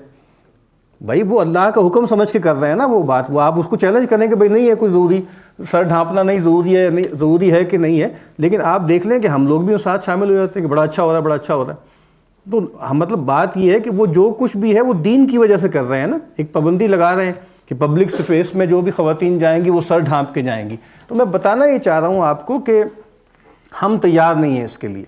यानी और ये हमारी एक इल्यूजन है कि हम तो बड़े अच्छे हैं, हमारे लीडर बुरे हैं। नहीं, ऐसा नहीं है। हमारे अपने हालात भी ख़ास ही पतले हैं और वही बात है कि इस्लाह जो है वो گھر سے شروع ہوگی، آہستہ آہستہ پھیلے گی، اور پھر اللہ چاہے گا تو کوئی بڑی تبدیلی بھی آ جائے گی. لیکن بہرحال فی الحال میری ناقص رائے میں ابھی ہم نے سلوپ ہی میں جانا ہے نیچے. ابھی قریب میں مجھے تو کوئی سہانا خواب نظر نہیں آ رہا. یعنی دینی اعتبار سے بھی زوال ہی کے انڈیکیٹرز ہیں، کوئی بہت غیر معمولی اچھائی یا نیکی کے امکانات بہرحال ابھی نہیں ہیں. اور اس کی وجہ یہ ہے کہ ہمارے اندر ول نہیں ہے. ڈاکٹر صاحب کہا کرتے تھے نا کہ to live as Muslim and to die as Muslim, اس کی ول ہم اپنے دل کو ٹٹول کے دیکھیں تو ہمارے اندر بھی نہیں ہے. اور وجہ وہی ہے کہ ہم بھی بہرحال ہم میں سے بھی، یعنی میں اپنے آپ کو بھی اس میں شامل کرتا ہوں کہ ہماری ترجیح بہرحال دنیا ہی ہے، اور ہمیں اسلامی ریاست بھی وہی چاہیے جو دنیاوی اعتبار سے جو ہے وہ فائدے پہنچائے یا باقی اس طرح کے معاملات کرے. جناب کوئی ہاتھ پیچھے سے اٹھا. آپ نے سر وہ بل کا بھی ذکر کیا کہ ڈائریکٹڈ اس کی ہے جناب اس حوالے سے تو دیکھا جائے تو انسان ریفائن ہو رہا ہے. اور کارل مارکس نے ڈائریکٹڈ مٹیریلزم کا کہا، اس میں پھر وہ روح کا انکار اس لیے کیا جاتا ہے کہ روح جو ہے وہ مورالٹی اور خیر و شر کی بات اس میں آتی ہے. جی تو اب تو مورالٹی بھی ریلیٹو ہو گئی ہے. جی جی پوسٹ ماڈرنزم نے اس کو مزید جو مورالٹی کا کانسیپٹ ہے اس کو بھی وہ کمپلیٹ کیا. جیسے تو اب اس صورت میں جبکہ جو ہماری یہاں جو مورالٹی ایگزسٹ کرتی ہے مسلم ورلڈ میں، وہ بدقسمتی سے کہتے ہیں وہ یورپ میں جو مورل ویلیوز ہیں اس سے بھی کئی گزری ہے. تو ہم یورپ کو یا غیر مسلموں کو یا جو ایسے لوگ ہیں جو ایتھیزم کی طرف جا رہے ہیں ان کو کس طرح ہم کنونس کر سکتے ہیں پوسٹ ماڈرنزم کے ایج میں کہ بھی مورالٹی بھی کوئی چیز ہے اور مورل ویلیوز بھی ہوتی ہیں اور مادیت ایک سیپریٹ چیز ہے، اس کو ہم نے چھوڑنا چاہیے. تو یہ ایک بہت بڑا چیلنج آپ کے نزدیک ہے کہ جو ایگزسٹ کرتا ہے ہمارا انوائرمنٹ وہ اس کو سپورٹ نہیں کرتا. نہیں، آپ ٹھیک کہہ رہے ہیں. یعنی ہمارے پاس مسلم انڈیویجویلٹی کے ماڈل ہیں، مسلم کلیکٹیویٹی کے ماڈل نہیں ہیں. یعنی ہمارے پاس مسلم سماج جیسا ہونا چاہیے نا ویسا نہیں ہے، اور پھر مسلم پالیٹی تو بالکل ہی نہیں ہے، اس کو ہم اسٹیٹ کہتے ہیں. لیکن ابھی بھی پوری دنیا میں اسلام کی طرف مائل کرنے والی سب سے بڑی چیز انڈیویجول پائٹی والے لوگ ہیں. اور اگر ہم کوئی سماج قائم کرنے میں کامیاب ہو جائیں کہ جہاں پہ سعادت ہو، جہاں فلفلمنٹ ہو، چاہے بہت خوشحالی نہ ہو. تو جو طالبان کا پہلا رجیم تھا جس میں ان سے بہت سی غلطیاں بھی ہوئیں، بہت سی جگہوں پہ انہوں نے بہت زیادہ سختی کی جس کی ضرورت نہیں تھی، لیکن وہاں پہ خیر تھی، وہاں بھلائی تھی، اور سادگی تھی، اور جو سختی تھی سب سے بڑھ کر وہ جھیلتا تھا جو حاکم ہے. فلاں وزیر صاحب ہیں سائیکل پہ چلے آ رہے ہیں، فلاں صاحب ہیں اپنی جو ہے صافہ چھامے ادھر جا رہے ہیں، یہ منسٹر صاحب ہیں فلاں ڈیما. تو میرا خیال ہے ایسی اگر ہم کوئی سماج پیدا کر لیں تو وہ اس کا بہت فرق پڑے گا. ابھی بھی جو موریتانیہ وغیرہ ہے وہاں پہ خاص طرح کا بہت پریمیٹیو معاشرہ ہے، اور وہاں پہ ابھی بھی جو ہے وہ علماء ہیں، وہ ٹینٹوں میں رہتے ہیں، وہ کوئی اسٹیشنری بھی استعمال نہیں کرتے، وہ پڑھاتے ہیں. بہت سے فرینچ لوگ یا یورپین لوگ وہاں جاتے ہیں اور وہ سارا منظر دیکھ کے وہ اسلام قبول کر لیتے ہیں. اس کا مطلب ہے پیاس تو ہے نا ان کے اندر. تو اصل بات یہ ہے کہ جس چیز کی پیاس ان کے اندر ہے ہم وہ ان کو آفر نہیں کر رہے، بلکہ ہم ان سے کہہ رہے ہیں کہ بھائی جو کچھ تمہارے پاس ہے ہمارے پاس بھی وہی کچھ ہے. اور بلکہ ہم ذرا پیچھے رہ گئے تھوڑے سے. وہ جو کسی نے کہا نا کہ وہ فلاں بندہ ہے وہ چوہا تھا، اس نے کہا کہ بھئی ہے تو میں تو میری عمر بھی اتنی ہے، ہاتھی کو کہا، لیکن میں ذرا بیمار شمار رہتا ہوں. تو ہم اصل میں ویسٹ کو یہ کہہ رہے ہوتے ہیں ہم بھی آپ جیسے ہی تھے، جیسے آپ امیر کبیر ہیں نا بہت ترقی یافتہ ہیں، ہم بھی تھے، ہم نے آپ کو جگایا، ہم سو گئے، ہم پیچھے رہ گئے، ہم کوشش کر رہے ہیں کیچ اپ کر رہے ہیں. وہ کبھی کیچ اپ کر ہی نہیں سکتے. تو وہ جو چیز ان کے اندر کمی ہے نا وہ آفر کرے نا. تو وہ جو ہمارے سابق کہا کرتے تھے نا روحانیت، تو وہ جو روحانیت ہے تو ہمارے پاس وہ روحانیت ہے صحیح معنوں میں. اور آج بھی ایسے صالح لوگ ہیں جو متاثر کرتے ہیں. لیکن یہ بہرحال ہماری بڑی ذمہ داری ہے اور بڑی کوتاہی ہے کہ ہم اس طرح کا سماج کوئی ماڈل نہیں پیش کر پا رہے. اور ریاست تو بہرحال نہیں ہے، کیونکہ وہ بہت سے لوگوں کے لیے پہلے سوڈانین ماڈل تھا یا ایرانین تھا یا سعودیہ کا ہے یا افغانستان کا ہے، تو بہت سے لوگوں کے لیے وہ قابل قبول نہیں ہے. لیکن آپ نے یہ دیکھا ہوگا کہ کتنے ہی واقعات ایسے ہوئے ہیں صحافی خواتین کے بھی مردوں کے بھی کہ وہ وہاں گئے، ان کی قید میں گئے اور مسلمان ہو گئے. اس کا مطلب ہے نا کوئی چیز ایسی ہے جو ان کے ہاں مسنگ ہے، جو اتنے پریمیٹیو معاشرے کے لوگوں کو دیکھ کر وہ متاثر ہو گئی ہے یا ہو گیا ہے وہ صاحب اور وہ ایمان لے آئے. لیکن بہرحال چیلنج بڑا ہے جو آپ کہہ رہے ہیں وہ بات ٹھیک ہے. جناب کہ پاکستان میں مسلمان ہیں، اس اسلام نہیں ہے، اور ویسٹرن کنٹریز میں اسلام ہے مسلمان نہیں ہے. جس طرح کے ان کا رہنے سہنے کا طریقہ ہے، ایک دوسرے کے ساتھ بہیو کرنے کا طریقہ، جو کرنا وہ بالکل ایسے ہی ہے جو اسلام نے بتایا. اور پاکستان کے اندر جو مسلمان ہے لیکن اس کو فالو نہیں کر رہے، تو اس کا جو حل ہے وہ کیسے ہو سکتا ہے کہ یہ لوگ جو ہے یہ اسلام. اس کا حل تو آپ نے بتا دیا نا کہ یورپین جیسے بن جائیں، ہم یورپین جیسے بن جائیں گے تو حل ہو جائے گا. اب مجھے بہت ادب سے اس سے اختلاف ہے. یہ والی لاجک سب سے پہلے مفتی محمد عبدہ نے یہ جملہ کہا تھا. مفتی بہت عبدہ جو تھے وہ مصر کے تھے، الازہر کے بھی شیخ تھے، وہ فرانس گئے تو انہوں نے واپس آ کے یہ جملہ کہا تھا جو آج تک ہمارے ہاں چل رہا ہے ہر زبان میں کہ جی I went to France and there I saw Islam but not Muslims.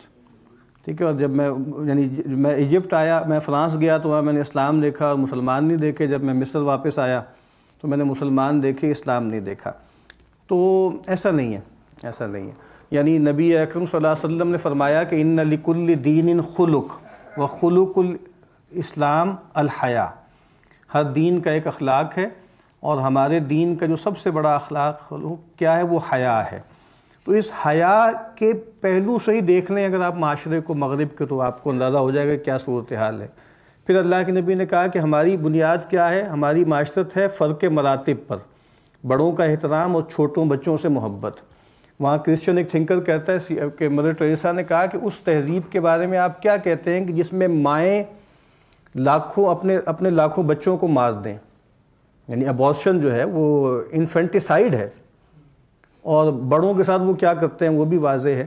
تو لائن میں لگ کے کھڑے ہونا، ٹریفک سگنل پہ کھڑے ہو جانا، چیز دے دینا، واپس کرتے ہوئے واپس لے لینا، یہ اچھی باتیں ہیں. یہ بزنس ایتھکس ہے، اس کا دینی اخلاقیات سے کوئی تعلق نہیں ہے. اور ان کو یہ پتہ لگ گیا ہے کہ کل چیز دنیا ہے اور دنیا کے نظم کے لیے یہ سب ضروری ہے، تو وہ اس کے لیے وہ کر رہے ہیں. ہم اگر وہ بھی نہیں کر رہے تو ہم غلط کر رہے ہیں اگر وہ نہیں کر رہے ہیں. لیکن یہ بالکل غلط بات ہے. کوئی دین وہاں نہیں ہے، کوئی حقیقی اخلاق نہیں ہے. حقیقی اخلاق کا کوئی تصور خدا کے بغیر ممکن نہیں ہے.